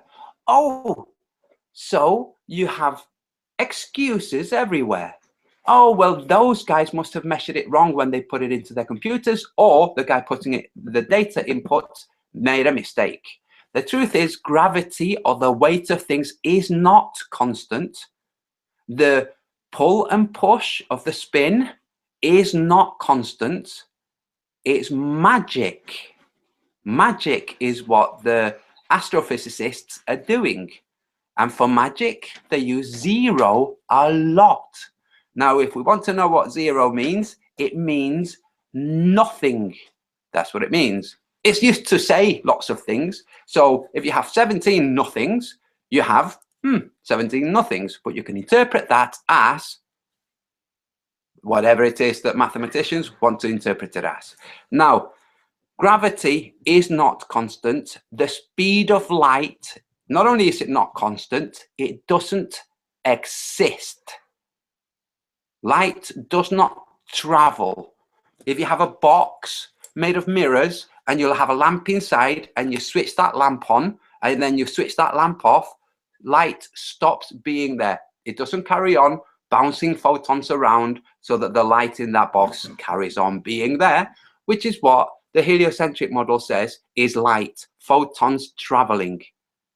So, unfortunately, we have lots of observations that can be demonstrated, that can be replicated, and the geocentrists have observations of their models, which they can demonstrate with their models, not with the real world. That's it. That's my conclusion. Super. Charles, do you want to take maybe 4 or 5 minutes to respond to all of that? And then I know you've got one last point to round things out with, and then I don't know if Antonio will respond to that with a further point or if we'll get into maybe a little bit of back and forth. But if you just want to respond to Antonio's last points and then move on to your final point. Okay, thank you so much. And I got my timer set, so we are good. Very, very fascinating things what you said, Antonio, about the light of the moon. And for a second there, I thought you were going to use Lord of the Rings or was it Lord of the Rings? Gollum. Which was the first one? The first movie. It wasn't Lord of the Rings. It was in the Lord of the Rings. It was the Hobbit, right? No. In the Lord of the Rings, the first movie was called The Fellowship of the Ring. Okay, and is that where they introduced the? Just to clarify, we're not taking time from you, by the way, Charles. There are two series. The first one that was filmed and made was The Lord of the Rings. Okay, the story before that was made afterwards, but the story before that was The Hobbit, but it was filmed afterwards. Okay, yeah. I was thinking that you were going to use the Lord of the Rings as evidence, but it was wonderful what you said about the palette and the filmmakers. You know, they very carefully select palette, but it got me thinking: how come we don't see color? How come we don't see color at night? And this is something that I'd have to test. This is me just off the top of my head. I think it's because the light is so dim. The moon to me looks like it's a very bright white light. It almost looks fluorescent. I mean, it really has a wonderful quality, but it almost looks like a fluorescent white light. So what if you were to take a room that has very colorful things in it, blankets and books and whatnot, and at midnight, turn out all the lights, but then have one of these little LED LED flashlights, a white LED. I mean, you can't do this with a real flashlight because the real flashlight may have yellow light. So do it with a single, like one of those little, single LED, like you put on your keys, like you're supposed to be shining on your keyhole. And then what I would suggest is that try to take a picture. Try to take a picture with a digital camera, with a tripod, and you're an artist, so you know about bracketing exposures. So what I would ask you to do is take a series of photos, bracket the exposures so that you could get the room to look bright. I mean, and if you have a long enough exposure, you can get the room to look as bright as you want. Just that's how we take pictures of stars. And so I'm thinking that if you did the same thing outside with the moon, you would be able to get all the colors that you wanted if it was a long enough exposure that you got enough light coming from the moon. About the eclipses, very, very good point about Halley's Comet and also eclipses. It is by timing. Absolutely right. You have no argument there. It is by timing. But I would say you can go further. So on the one hand, you could say, up, down, up, down. I'm just following a pattern. It's not math. It's not globe Earth versus flat Earth. But on the other hand, you could say, we see these bodies rotating around each other, so we're going to predict an eclipse. What I don't know is if they were able to predict solar eclipses that well. So, for example, and it's unfortunate, both you guys are in the UK, but we have this big thing that's going to happen here in the United States in next August. And they're calling it the national eclipse. It's going to be an eclipse that is going to be visible from all 50 states, at least a partial eclipse. The center of the eclipse, the totality of the eclipse, is going to be a little swath that just cuts right across continental United States. And people are going to take off work. They're going to take off work to see this eclipse. I mean, it's the first time it's happened in 100 years where everybody in the United States has been able to see it. And the thing is, you simply can't predict those events just by patterns. like it's been 100 years, you know, and the last time it didn't take that same path. So the heliocentric model goes beyond up, up, up, down, up, up, up, down. Okay. You know, I totally get what you're saying about the patterns. Lunar eclipses are a lot like that. Every 6 months, usually is a lunar eclipse. And I think that might be my time for the response. Yeah, you got another minute. Oh, okay. So a couple more points. The gravitational constant and other constants, speed of light, they are going to be refined over the years. If you look up, and there's probably things in scripture where they say, people have worked out the math and they say, oh, the Bible says that pi is 3. And it's like, well, you know, I mean, there's some numbers written in certain scriptural passages, but, you know, 3, approximately 3, you know, and then maybe say, well, that's approximately 3.1. Well, then they get the measurements more precise, 3.14. And then everyone uses 3.14. Technically, 3.14 is not pi. It is an approximation of pi. So because we're getting a closer and closer to the real value, it shouldn't take anything away from us that our precision is increasing. It doesn't mean that the people who said it was 3.14 are idiots because it's 3.14159. You know, it shouldn't take anything away from the people who came before us. We're just trying to improve upon their work. Okay, I guess that's it for my response. Okay. Yeah, we got one last point though. So launch into my last point. Okay. Let me turn on.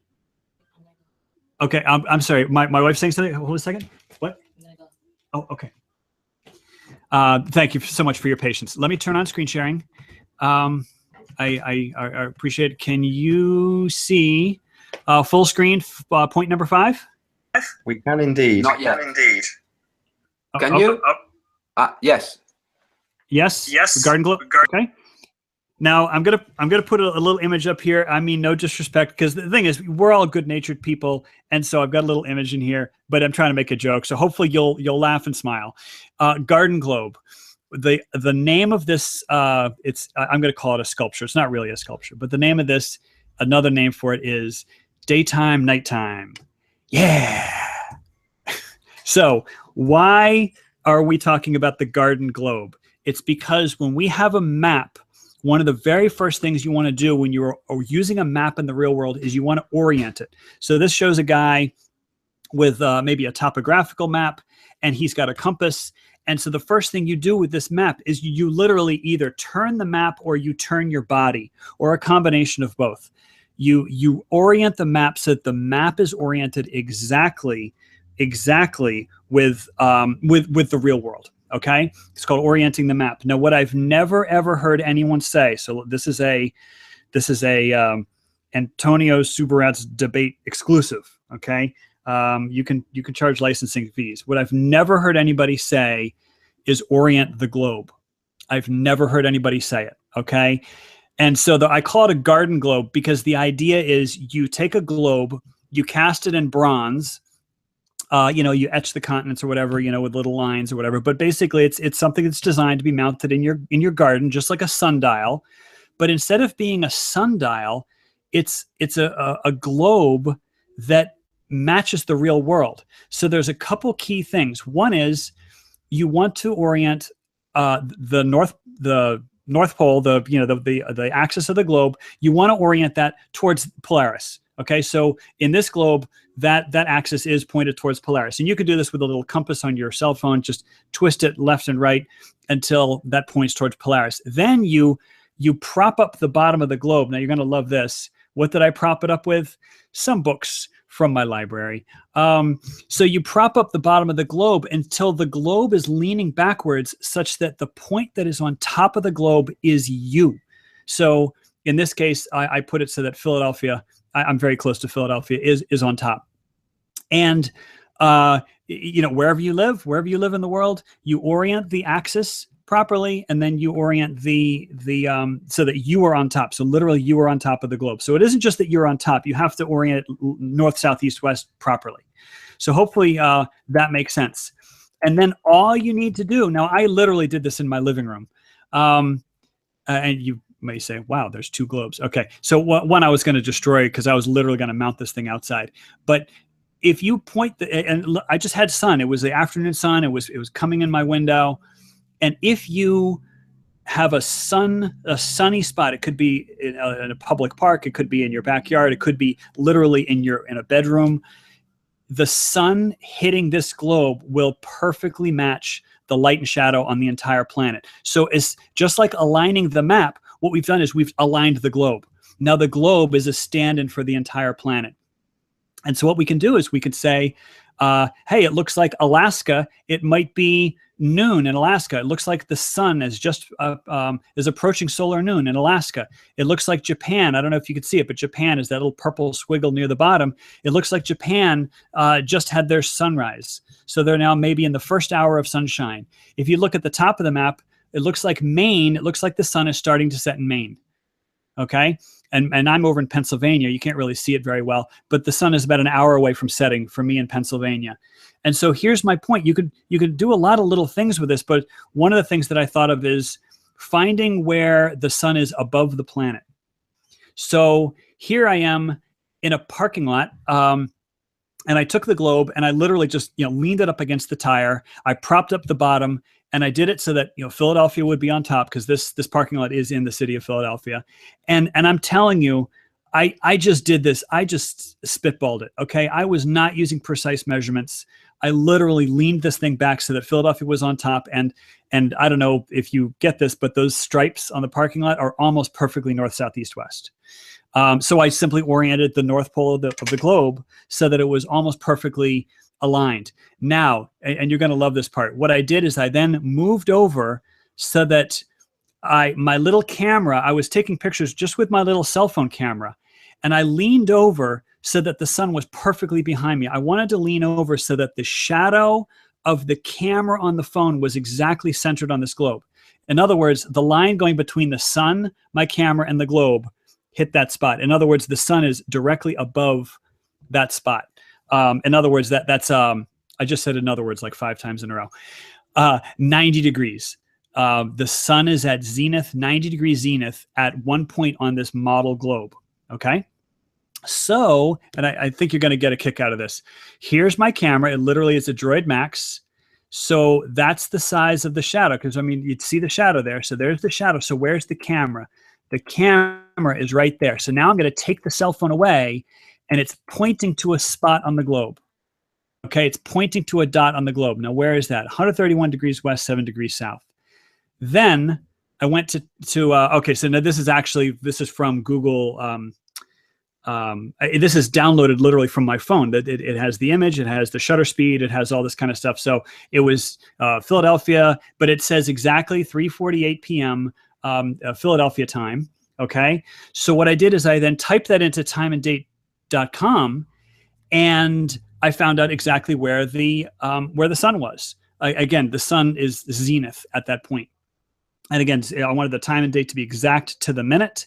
And then my prediction of the sun's location was 7 degrees south, 131 degrees west from timeanddate.com.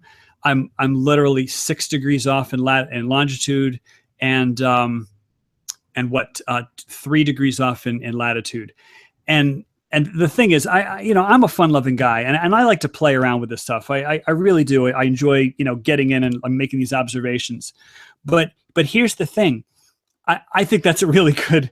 I think that's a really good result. Again, I was not using precision. The only thing I was aiming for was that the lines of the parking lot were lined up with the globe, and that Philadelphia was on top.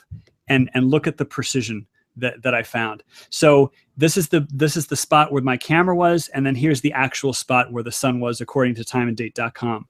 And so what's the bottom line is, I just made a prediction. That prediction it's off. Okay, it's not a perfect prediction. I think maybe if I had some more precision, maybe I would have gotten better. But you can't do this on the flat Earth. I don't care what map you're using. There is no way you could take a flat Earth map, stick it out in a parking lot, take a picture of it, and then make a prediction. It is absolutely impossible. So this doesn't prove anything. And that's something I really want to emphasize. I'm not trying to prove anything here. I'm just saying that the globe model really, really works. It's not perfect. It's not reality. It's just a globe. It's just a model. But it really, really works. And I think that's it. Again, please don't believe a word of what I say. Just try this stuff out yourself. And if I could turn off, Antonio, I'm trying to turn off screen sharing. Cancel. Okay. Just want to pop yourself up. Perfect. Antonio, if you want to take 4 or 5 minutes to respond to that, and then I don't know if you've prepared any in the meantime, or if you want to just go straight on to back and forth. No, that's fine. My points have been covered. I mean, I've covered my points. So the model really works. Yes, it works. However, if you take your globe and you measure the distances on your globe between the coastlines, you'll find that they don't match timeanddate.com. And we could do that right now with a piece of string. So what happens is timeanddate.com has made a representation of what happens in the real world. And then when you try to put that representation onto a physical globe, that's when you come a cropper, because the distances kind of vary to a degree that's not acceptable with something that's representing the actual true shape of the Earth. So that's as much as I'll say. If you want, Charles, we'll now get into a back and forth where we respond to each other's points. We can both unmute. If one interrupts the other, everybody will see what happens because the camera will kick over. But if something's really, like if somebody is really being obscene or stretching truth to an unacceptable point, it's perfectly fine to object. So would you care to establish whether or not, have you established this, whether or not the distances between the continents are correct on your globes? The answer to the question is I have not. There's crazy feedback, guys. You must mute when you're not talking, otherwise we'll have crazy feedback. Do you have earphones, Antonio? Yes, Because if you plug in your earphones, I think that's where the feedback loop is coming. So while here's plugging them in, a little bit ago, he did ask me if I had made measurements on my globes, because I now have several globes. I just purchased a couple at a secondhand store. And my understanding is that these globes, that the representation of the continents and the countries and things like that, the oceans, are probably within a percent. You know, it is mass produced. This was made in a factory. You know, it's made out of cardboard. Okay, so you know you're going to have tolerances. But my understanding is that maybe a percent off. So I'm very interested to hear what you have to say about the distances being off. Okay. Antonio?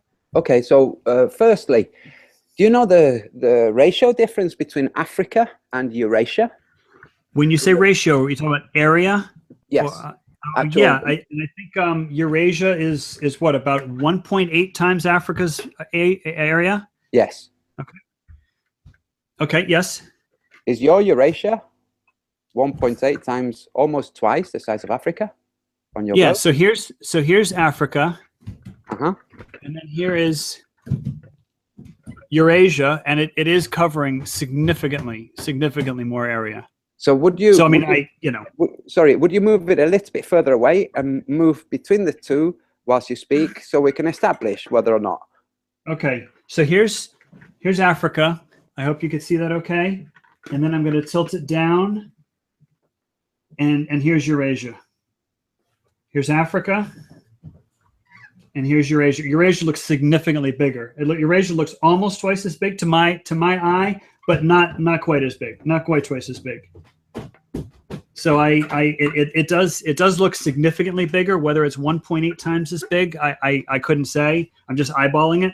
But one of the things is that Africa is like it's this solid, it's almost like an island. It's not an island. Whereas Eurasia has got these fingers that spread out. So it's kind of tough to judge them, but it does look like Eurasia is significantly larger. I would say that if you removed Africa from your globe, so we could see when you're showing Africa, we have oceans that very clearly show the borders of Africa. And when you show Eurasia, unfortunately for most people, the being able to discern what area is being taken up by Africa, and how much of that area would be ocean if Africa were not there to properly establish the ratio Africa to Eurasia, you'll find that actually it's not quite exactly the same, but it's only a small degree bigger, not 1.8 times, not almost twice the size. And that's in you're muted, Charles, in a world where we have satellites and things establishing distances and shapes, it's inexcusable. I'm sorry, I'm muting myself. It would be a very interesting thing to try out, to almost to sacrifice the globe, because you really can't. I was trying to do it with a sheet of paper, laying the sheet of paper on top of the globe to see if I could literally make a paper stencil out of Africa. But I think that would be a project for another time. Like, take an hour with maybe some tracing paper and then cut a slit in the tracing paper. I think you may understand, to cut a slit so that you can kind of make the tracing paper almost like a flat cone, if that makes sense. Like, obviously not taking time during the debate, but that would be a wonderful, sort of like an arts and crafts project. Take a sheet of tracing paper, make it kind of cone-like, and then,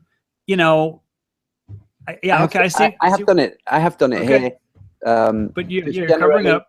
I'm covering up. If you see, so I've come to the borders of Spain and the Arab Peninsula, and now this is the size of Eurasia, right? And this is, and this is the size of Africa. Yeah, to my eye, it looks smaller. It looks significantly smaller. But the thing is, I don't want to argue, opinions here. It would be nice to take literally scissors, cut out the stencil of Africa, but do it with a cone so that it was sliding over the surface, and then slide it over to Eurasia. I think it would be a fascinating comparison. Yeah, me too. But if it's off, first, you said like it can be off by 1%. Right. That's fair enough. Apart from when you establish that 1% means hundreds of miles. Yeah. So they're off. This is the main point. If we're talking about something that has been established by objects that can travel outside of the Earth's atmosphere and take diagrams, take pictures, live stream, not spliced together photos from high altitude, but from outside of the Earth's sphere, so you can see the ball, the roundness of the Earth. There is absolutely no reason why globes would not represent that. Would you agree? Yes, and I think we actually talked about this the other night. It really is a question of precision, and how much precision you need for the job at hand. So, for example, the desktop globe costs, $25, $30. What is the purpose of that globe? Is the purpose of that to determine, something very scientific, or is the purpose so that people can see where the countries are, where the continents are? And like I said, the 1%, yes, 1% is hundreds of miles. But if you were interested in a very specific application, you wouldn't use a globe. You wouldn't use a desktop globe. You would go in and you'd start using maps. You'd start using, much more precise information. I mean, heaven forbid I should talk about Google Earth, but you can zoom in and zoom in and zoom in, and to work on the more precise project. But you're not going to do a precise project with a globe. If you, absolutely. In fact, you can't because we're not on a globe. If I can just point this out, I'm screen sharing, just so people can see the correct ratio, Eurasia to Africa. And this is from timeanddate.com. Now, people have complained that this area here is much too large. That's okay. Why is timeanddate.com showing an area that's much too large? But this is the correct ratio, Eurasia to Africa. So just so people can start to think whether or not their globes at home represent the real world, or whether their globes at home represent an idea. Can I jump in? Sure.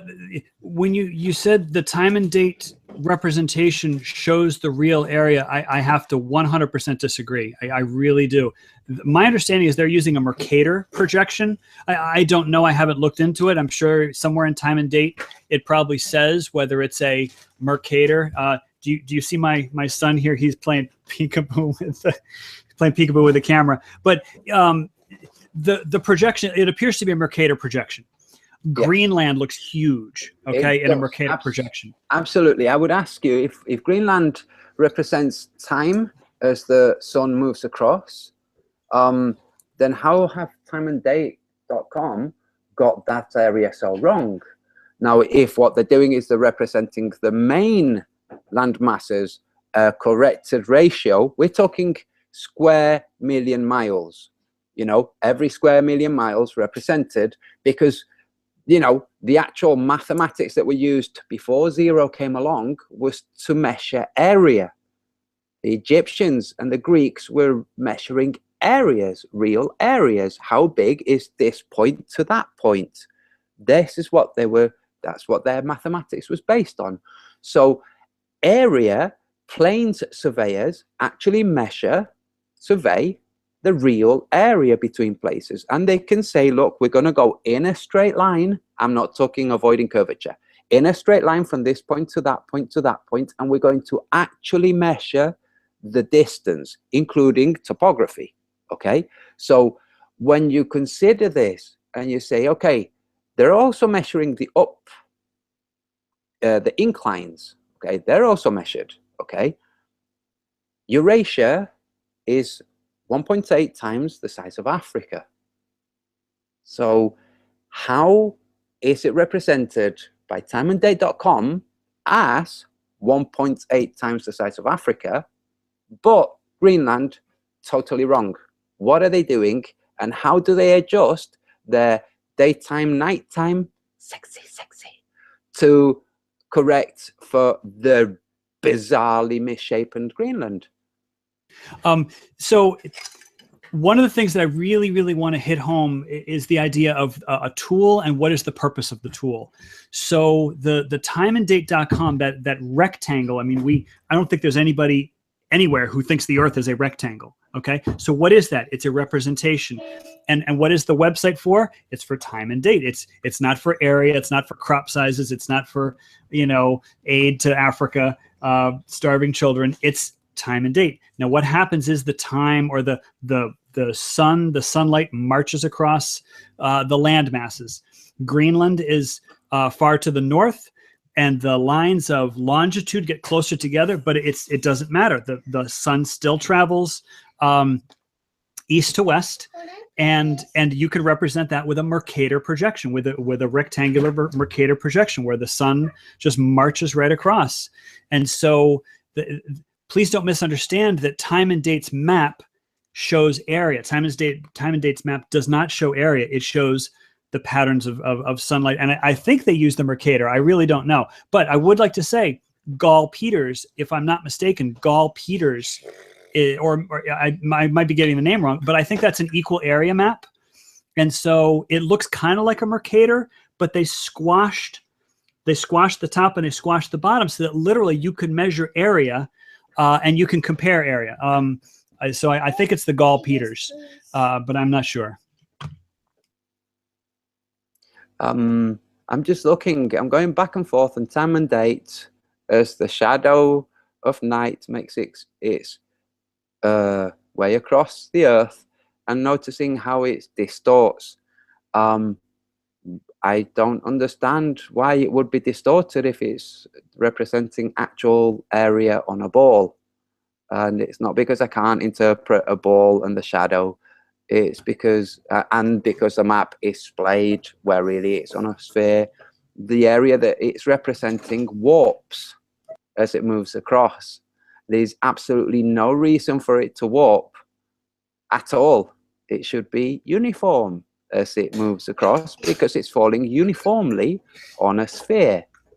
Can I jump in? Sure. One thing that's slightly confusing about the time and date map is all the shades of gray. And the shades of gray represent the various levels of twilight.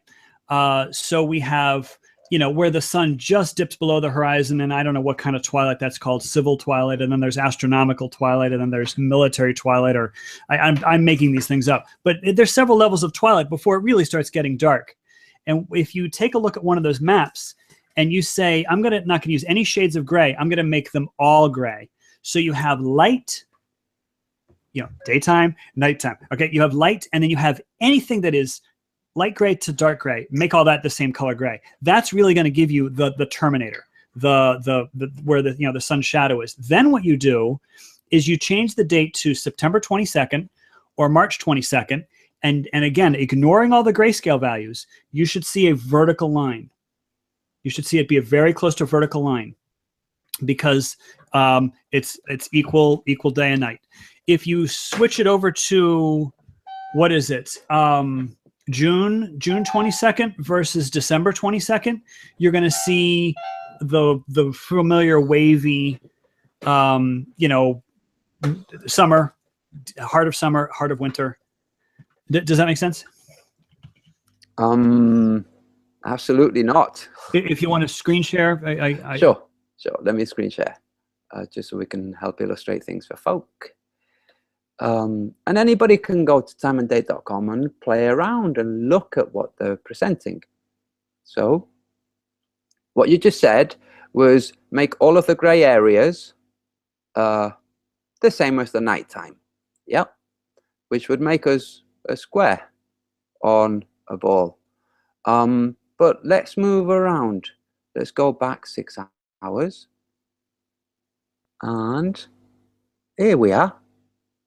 We have a more spherical area within a more square area, which is obviously the refraction, because look at how long. Yes. Yeah. No. Ignore the circular area. Again, there's only one shade, and that's dark gray.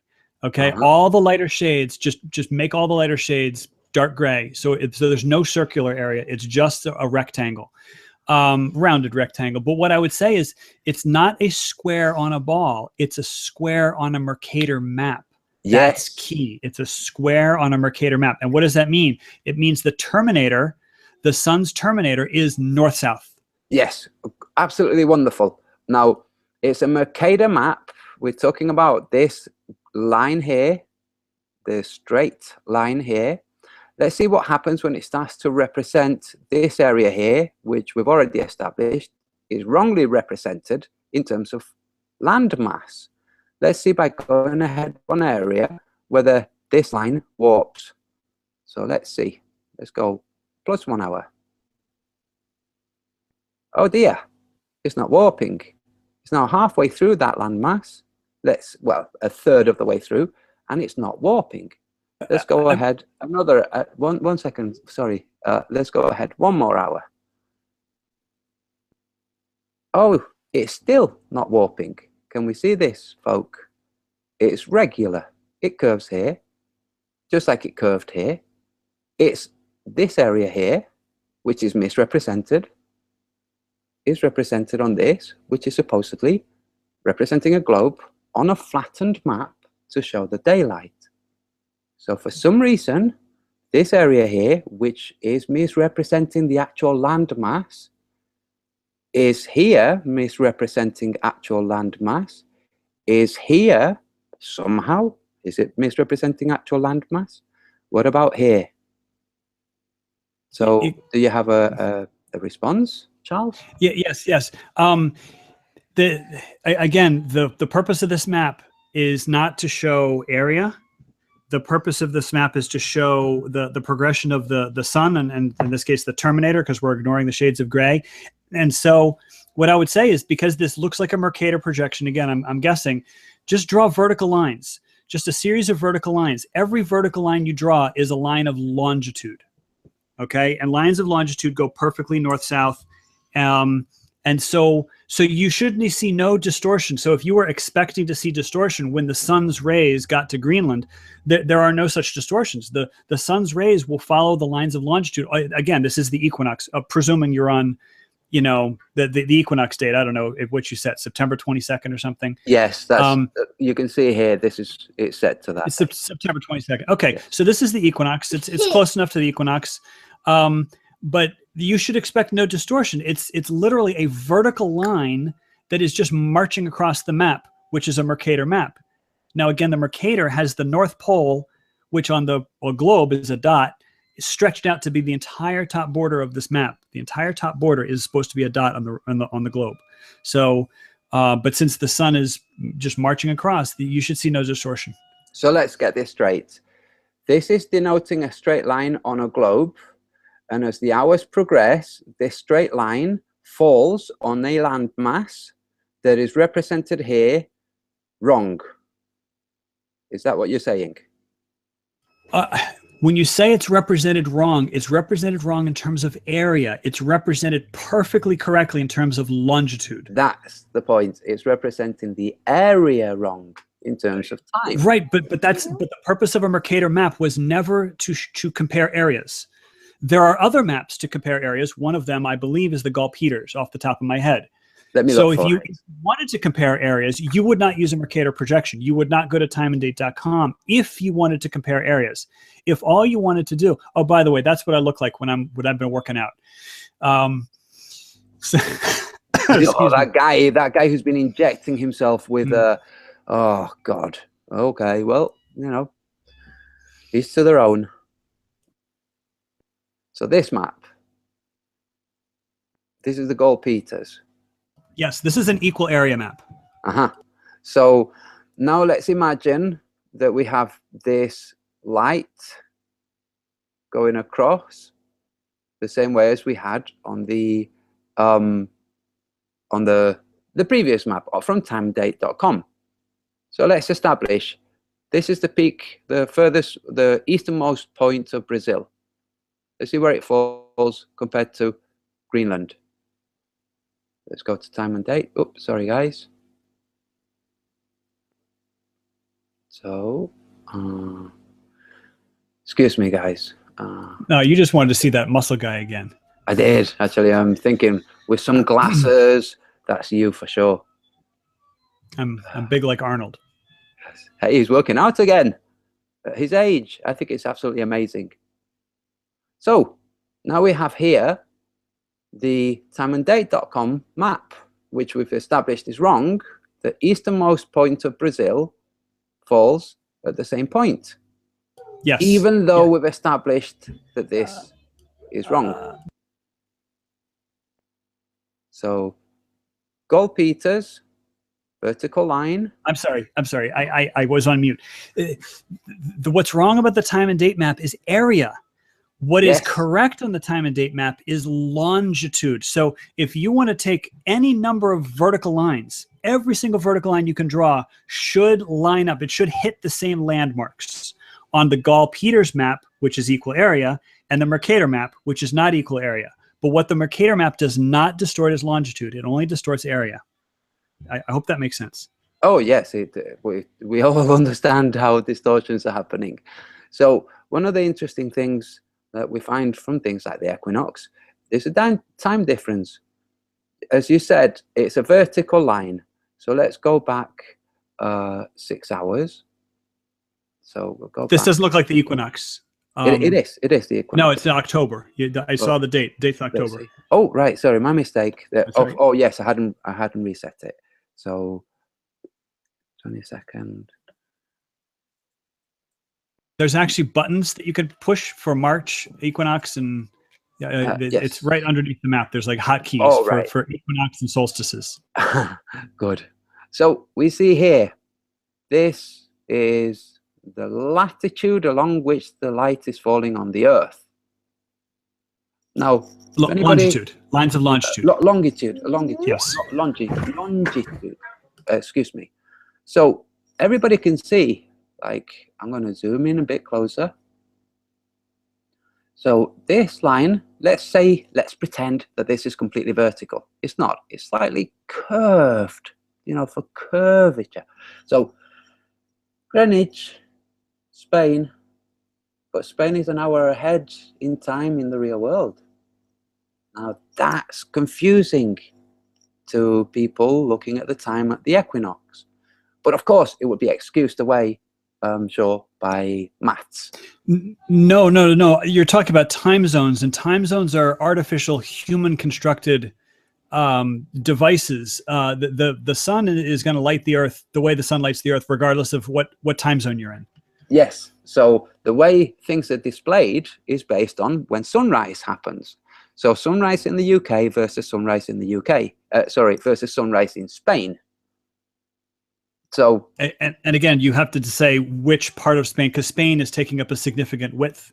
yes, So you have to say, what city in Spain. But if you draw vertical lines, I'm telling you, if you draw vertical lines, and on the equinox, sunrise should be within minutes apart, and I can explain why it's not going to be exactly the same time. Let's imagine, just for the sake of argument, that this area here, which is Catalonia, is at dawn. And this area here in the UK is just about at dawn. Okay?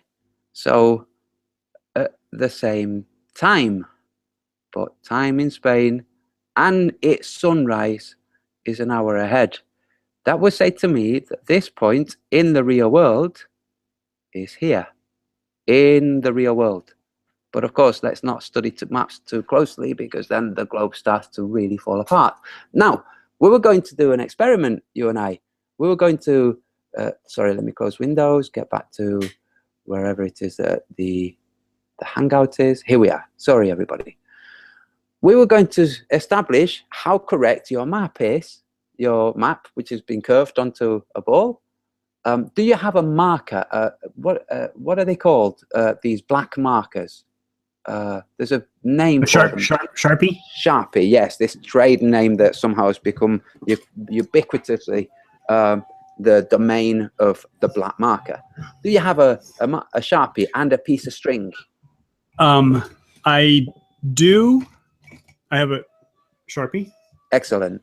And it's not a string, but it's a headphone cable. It's good enough. Oh, no, because you're ruining it. I got to mark it? Yes, with I can mark the Sharpie. I can mark it. I can mark it with the Sharpie. Okay, excellent. Would you measure the distance between Auckland and Santiago de Chile? Okay. As in a straighter line as you can. It should naturally describe the Great Circle route, the way it falls on the globe.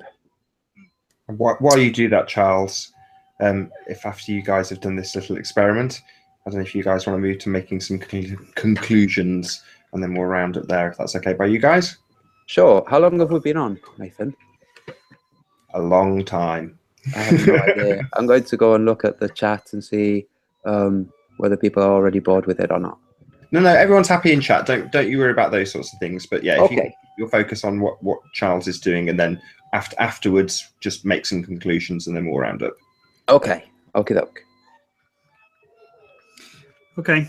Would you excuse me just very, very briefly, guys? Nathan, sorry. A call of nature. Da, da, da, da, dun, dun, dun, dun, dun. So that never happens to me. Do you know? Oops, is my mic on? That never happens to me. Do you know why? Go. Because I'm a robot sent from the future. So I don't have any bodily functions. You're a robot? Sent from the future. Okay. Then maybe people out there taking you literally right now, Charles. You don't sound convinced, Nathan. Not at all. What can I do to convince you? Can I rip all the skin off of my? I'll do a Terminator. Is there any interesting questions in chat? I don't have a chat page open, so I can't see it. There's been loads, Charles, but to be perfectly honest, I'm more keen for you to focus on what Antonio's got to say rather than the chat. Oh, sure. So far, it's been extremely civil. It's been a really, really good debate. You know, the gloves are coming off soon. Injected. It's been great. You know, I've had to do virtually nothing, which is ideal. Well, I appreciate you moderating, because it's how late is it your time? It's quite late, isn't it? 1. Okay. Well, thank you. Yeah. How's parenthood? Happy days. Yeah. Parenthood. Where? Pretty much as I expected. I won't lie. Okay. Good. You've got 3 little spots. But you said you didn't sleep. I'm sorry, say that again? You got 3 children. Yes, 3.5. Yeah, I got one in the oven. But yes. Excellent. I'm back, We're guys. back. Right, Antonio, Santiago to Chile. Santiago de Chile to Auckland. Yes. You've marked yes, it. I marked it. Good. Now, without erasing, would you also mark, so keep Auckland at its point. From that point, would you now mark Los Angeles? Okay, looks like it's significantly further. Significantly further. Okay, great circle. It's just, okay. if you basically just go to make as close, shorter distance, it will describe the great circle. Yes, it looks like it's about 1/3 again greater. Okay, and do you have another globe, do you not? I think almost all my globes are the same size, approximately the same size. Does that matter? But they were made at different times. In fact, I've got one that's quite old. For this exercise, if you would, Charles, if you take your cord now and take a piece of paper and represent those distances on a piece of paper. Okay. And jot down globe 1 or measurement 1. You don't have to use a rule, but you know, if you just represent it. Yes, not a problem. All right, so here we go. So while we're entertaining the crowd with this wonderful display, have you guys heard of Penn and Teller Fool Us? Do you guys see that on at least on YouTube? No, I haven't seen it. I do like Penn and Teller. Yeah, Penn and Teller. So they've got this really cool show where they invite other magicians on, and the magician does like a little 5-minute act with the goal being to try to fool Penn and Teller, like magicians to magicians trying to fool each other. And surprisingly, Penn and Teller get fooled occasionally. They cannot see how the trick is done, and it's a really neat show. If you just do Penn and Teller Fool Us, it's all over YouTube. Mars, can you get me that globe, please? So this tells us. Hold on, Antonio. I'm sure Charles was going somewhere with that. No. It's just it's neat because everyone likes to watch magic, but it's nice to see the interaction between Penn, because he's the one who's talking, and these magicians, because you're not supposed to give away the secret, so they talk in code.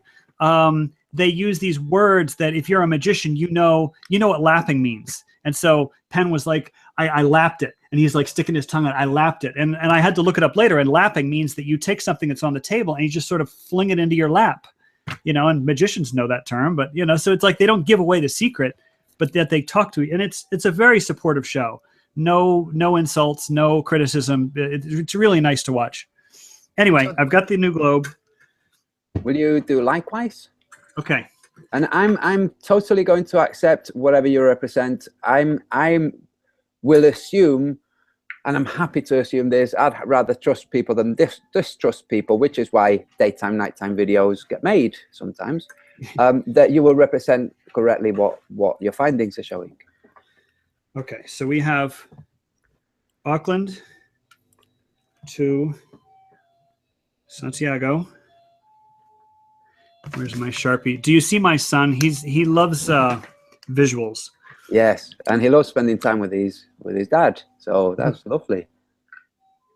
So while Charles is doing this, Antonio, maybe you can fill in some blanks for the audience. What's going on? Why is he doing this? What I'm going to hopefully demonstrate is that 2 different globes are going to have 2 different distances, and that this is inexcusable. Now, we have Google Earth, which is a rendered program that's going to render whatever the results are supposed to be according to the maths. But people who travel by sea, people who travel by air, people who travel a lot will tell you things in the real world are not as they're represented on the globe. They will actually tell you this. If you haven't lived away, if you haven't moved away, if you haven't traveled a lot, you won't know this. You'll either have to accept Google Earth, or you'll have to accept people saying, things are different to how they're displayed on globes, but you won't know for sure unless you travel. So, Charles, what Yes. stage are you at? Okay.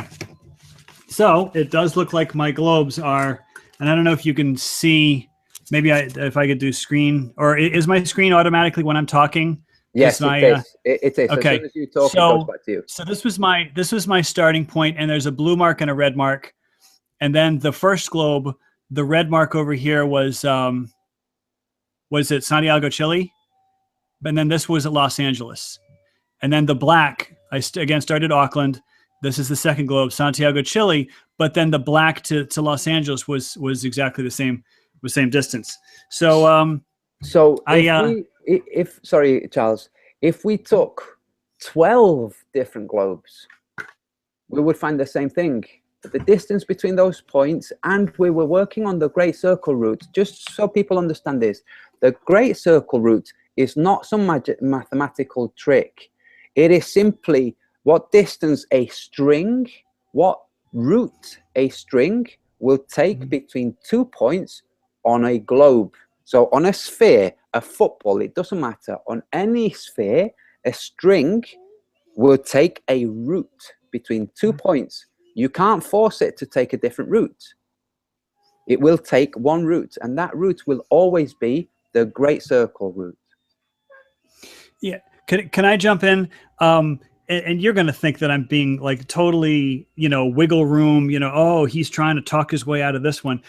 The thing is, this type of demonstration is something that I would really like to do with time.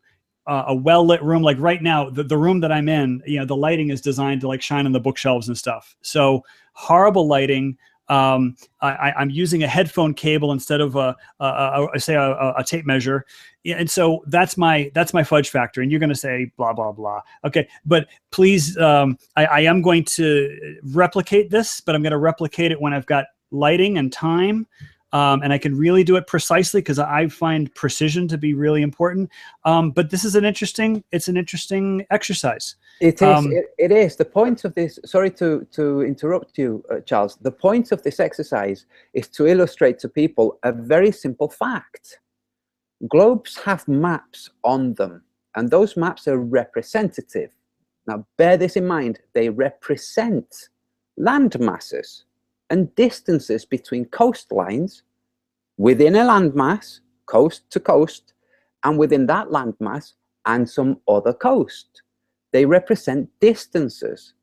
Now, when you find that there's an error between one point and another, then you start to look, where else are the errors? How many errors are there? Then you move to a different globe. You do the same thing, and you notice that the globe is not representing actual known, not supposed, not theorized, known distances.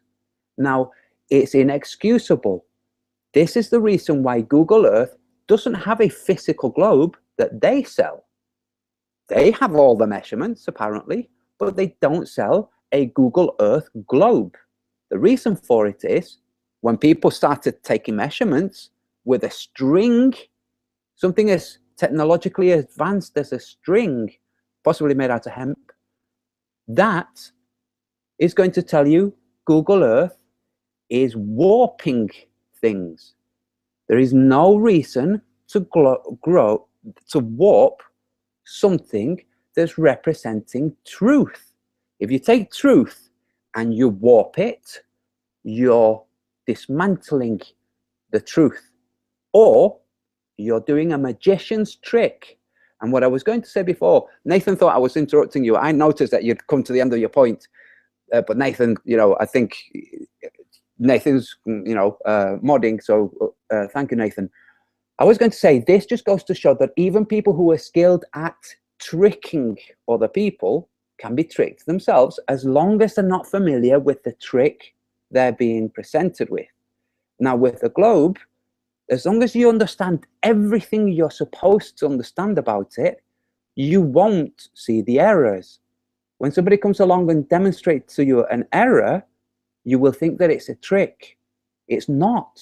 It's simply an error. in the globe. And when people do this over and over, either you start to question the globe, or you question the integrity of the people who are making you possibly question it.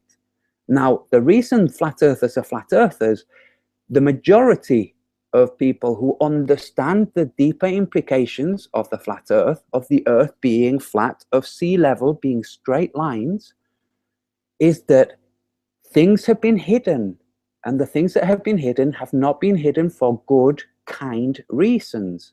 And the reason we try to explain things to others is to try to bring attention to this, not so we can go lynch and hang and, hung, drawn and quartered, and litter our history with this. The reason for it is to simply start to arrive at a kinder world.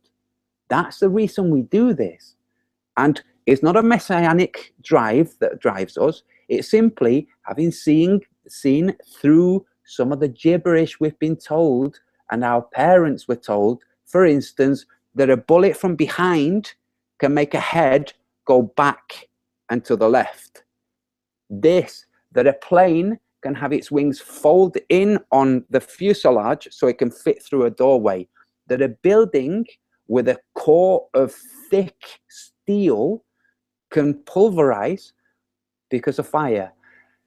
Right, we saw these things. You have gone way off topic, and to be fair, we're into the rounding up bit anyway. You've naturally progressed onto that, so I think maybe Charles, as you did go first, it would only be fair for you to respond to some of those points that Antonio made about the string and the globe, and it being unfair that we have this inaccuracy. So if you want to respond to that first, and then move on to rounding up, and then hopefully Antonio will maybe give us a little bit more, and then we'll end there. Okay, thank you again. I go back to what was the purpose of the globe. The purpose of the globe, the desktop globe, literally made of cardboard, is just to illustrate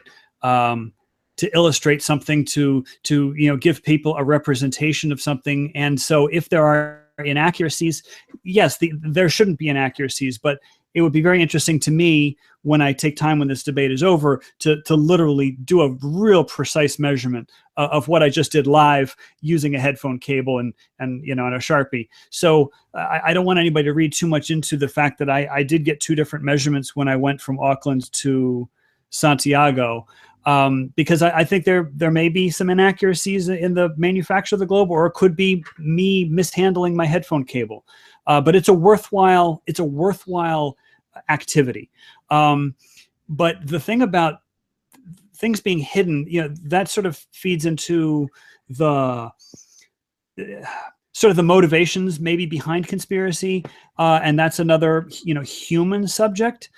Leaving aside the human subject, there are a lot of things that you can do on your own. So I would like to measure the globe, when I have some more time. So thank you for pointing me in that direction. You're welcome. I'm not going to cut into what you're saying. I'll just say that I did, in one of my very earlier videos, do this. So anybody can do it. String, Sharpie, globe. So yes. Anyway, Charles, would you like to maybe round out with some conclusions after this epic debate? And then thank you again for moderating, Nathan. It's been a pleasure. Easy peasy. So really, my conclusions, and I really hope I wasn't like jamming the globe down anyone's throat tonight, because I really, that wasn't my intention. My intention was to try to illustrate things that people can do, whether it's you're looking at a YouTube video and the YouTube video was shot with a GoPro. Well, you can pause the video when the horizon crosses center frame. So like that's something you can do. That's not really real world. That's you sitting in front of a computer. But almost all the rest of the things that I said are things that you yourself can do with, a simple zoom camera. Maybe you buy a solar filter from the hardware store. Take careful measurements. Really try to think like a scientist, lowercase s scientist. No robes, no priesthood, but just think like a methodical scientist. And to have a field notes, notebook, to really take careful notes. If you use a zoom camera, write down what level of zoom you have. There's so many things where I see on YouTube where it's like the person is like changing the zoom continuously, and then they're like, well, how many miles do you think that looks? It's like, I have no idea how many miles that looks, because the person is zooming. There are some things you can do precisely, and I've got a bunch of instructions for this. But basically, the point that I really want to make is that you can make measurements yourself. Don't involve anyone else. Don't ask NASA. Don't ask the globe makers. Make measurements yourself, and then ask yourself, if these measurements are true, does it support the globe Earth model? Does it support the flat Earth model? Not proof. Okay, I really, really, really hate the word proof. Does it support one or the other? So, for example, you're looking at the moon and you're taking the angle with the hemp tool. All right, does that support the illumination of a white ball, from a distant sun? And you could like work out the angles. Try these things yourself. See if they make sense. But definitely try the garden globe. If you've got a spare globe, I mean, literally, you could mount it in the backyard. Nail it to a post, and it'll just give you at least something interesting to look at. But please try these things yourself. That's really what I wish for you. Thank you. Superb. Antonio, do you want to give some closing conclusions? And now, thank you both. I know this is actually your show, so you will have to push the stop button, but I will thank you both for being here and round out the show, if that's okay with you. Absolutely. First off, I'd like to say thank you very much to Charles, and thank you, Nathan, for moderating this. My closing points. The globe is based on mathematics, and that mathematics we've demonstrated today is gibberish, just like a magic trick. A magic trick works fine as long as you see it from the point of view the magician wants you to see it from. Once you start changing and saying, let's look under, then no. And that's what the mathematics does. As long as you look at it from this point of view, yes, here's the magic trick, wow. But don't look at it from any other point. So don't show the diagram I just showed with the straight lines touching the surface of a sphere. Don't do that. Do it differently. Don't look from under the table. Look at it from there. So it's a magic trick. That's what the mathematics does. We know, Charles already explained, like I said, it can't represent the real world. It can only represent the things that are representable by mathematics. Other things, phenomena that are not mathematical, no, they can't. It just can't. That was point one. Now, we've been urged to engage with science. Science, for a theory, for an idea, you have to look to see whether that theory or idea could be proven wrong. Like proof, some people don't like that word. If you can demonstrate that that idea is wrong. For instance, get your garden globe, align it all correctly, see that it follows exactly how things are supposed to be, more or less, because of perspective and various different things. Then measure that globe and see whether the distances between the coastlines that are being lit up are correct or not. Because if they're not correct, then that globe is showing nothing. It's not showing where light is reaching and not reaching. The only thing that's going to show is people on a hangout tracking the sun on different coastlines. A distorted globe is going to render distorted information. And this is what theoretical physicists do. They distort information. For instance, the information about the Big Bang is distorted at the very beginning. It is not falsifiable. You cannot find out whether it was not true by testing. Therefore, it isn't an acceptable scientific theory. A theory must be falsifiable, which means there must be a way of finding out if the theory is false, wrong, mistaken. Must be, not possibly, must be. If not, then we're not talking about a scientific theory, we're talking about a religious ideal. And that's what we have with the globe. So the maths that represents the globe, only look at it from this point of view, like a magician would like you to see his magic trick. User science, only from this point of view. Don't check to see whether the distances are correct. And check whether or not the distances between places are correct with something as technologically advanced as a string. and then look at what else you can find yourself about your globe and what it's representing. Don't take my word as gospel truth, God forbid. Just go and look. That's all flat earthers say. Look how far you can see. The globe says you can only see this far. My eyes say I can see that far. And the curvature, the ships over the horizon, that argument has just almost disappeared because it was demonstrated to not be demonstrating over the horizon. So globe believers will say, okay, let's not talk about that. Let's go on to my next trick. Okay, so you saw where I'd palmed the little rabbit. Now look at this trick with cards. That's the magic that the globe earth engages with. They discard what's demonstrated as false, they move on to something else, and then it's updated. The mathematics is updated. Thank you very much for watching, people. I'll hand it back over to you, Nathan. Well, I think it'd only be fair to give Charles a little bit of a response time for all of that. Come on, fair's fair. No problem at all. No. The what he said was very reasonable, and we don't have to go rebuttal to rebuttal to rebuttal. No, the thing is, there's a lot of human drama, a lot of human intrigue about motivations of why somebody did something, and I find that oftentimes it might be either inadvertent, or it might be a like manufacturing error in a globe, like the two halves weren't aligned, or it could be that there's something negative afoot, so it's a worthwhile study, and so I think I'm going to leave it at that. Thank you very much, Antonio and Nathan, and I'm sorry my son's climbing all over me, but I really appreciate the hospitality and the kindness. You've been very cordial. There's no way you have to apologize for your son being a natural being. Absolutely not. So I'm actually very happy that your son's climbing all over you, because it denotes something very human. So absolutely. Yes. And with that, I will say a massive, massive thank you to all of the audience, first and foremost, for joining us on this Flat Earth versus Globe Earth debate. And of course, a massive thank you to Charles. Like and subscribe to Flat Earth Math on YouTube. Thank you very much, Charles. And also a massive thank you to Antonio Subirats. Again, like and subscribe to Antonio Subirats and Antonio Subirats Strikes Back. I've been Nathan Oakley. I'll see you all in the next video.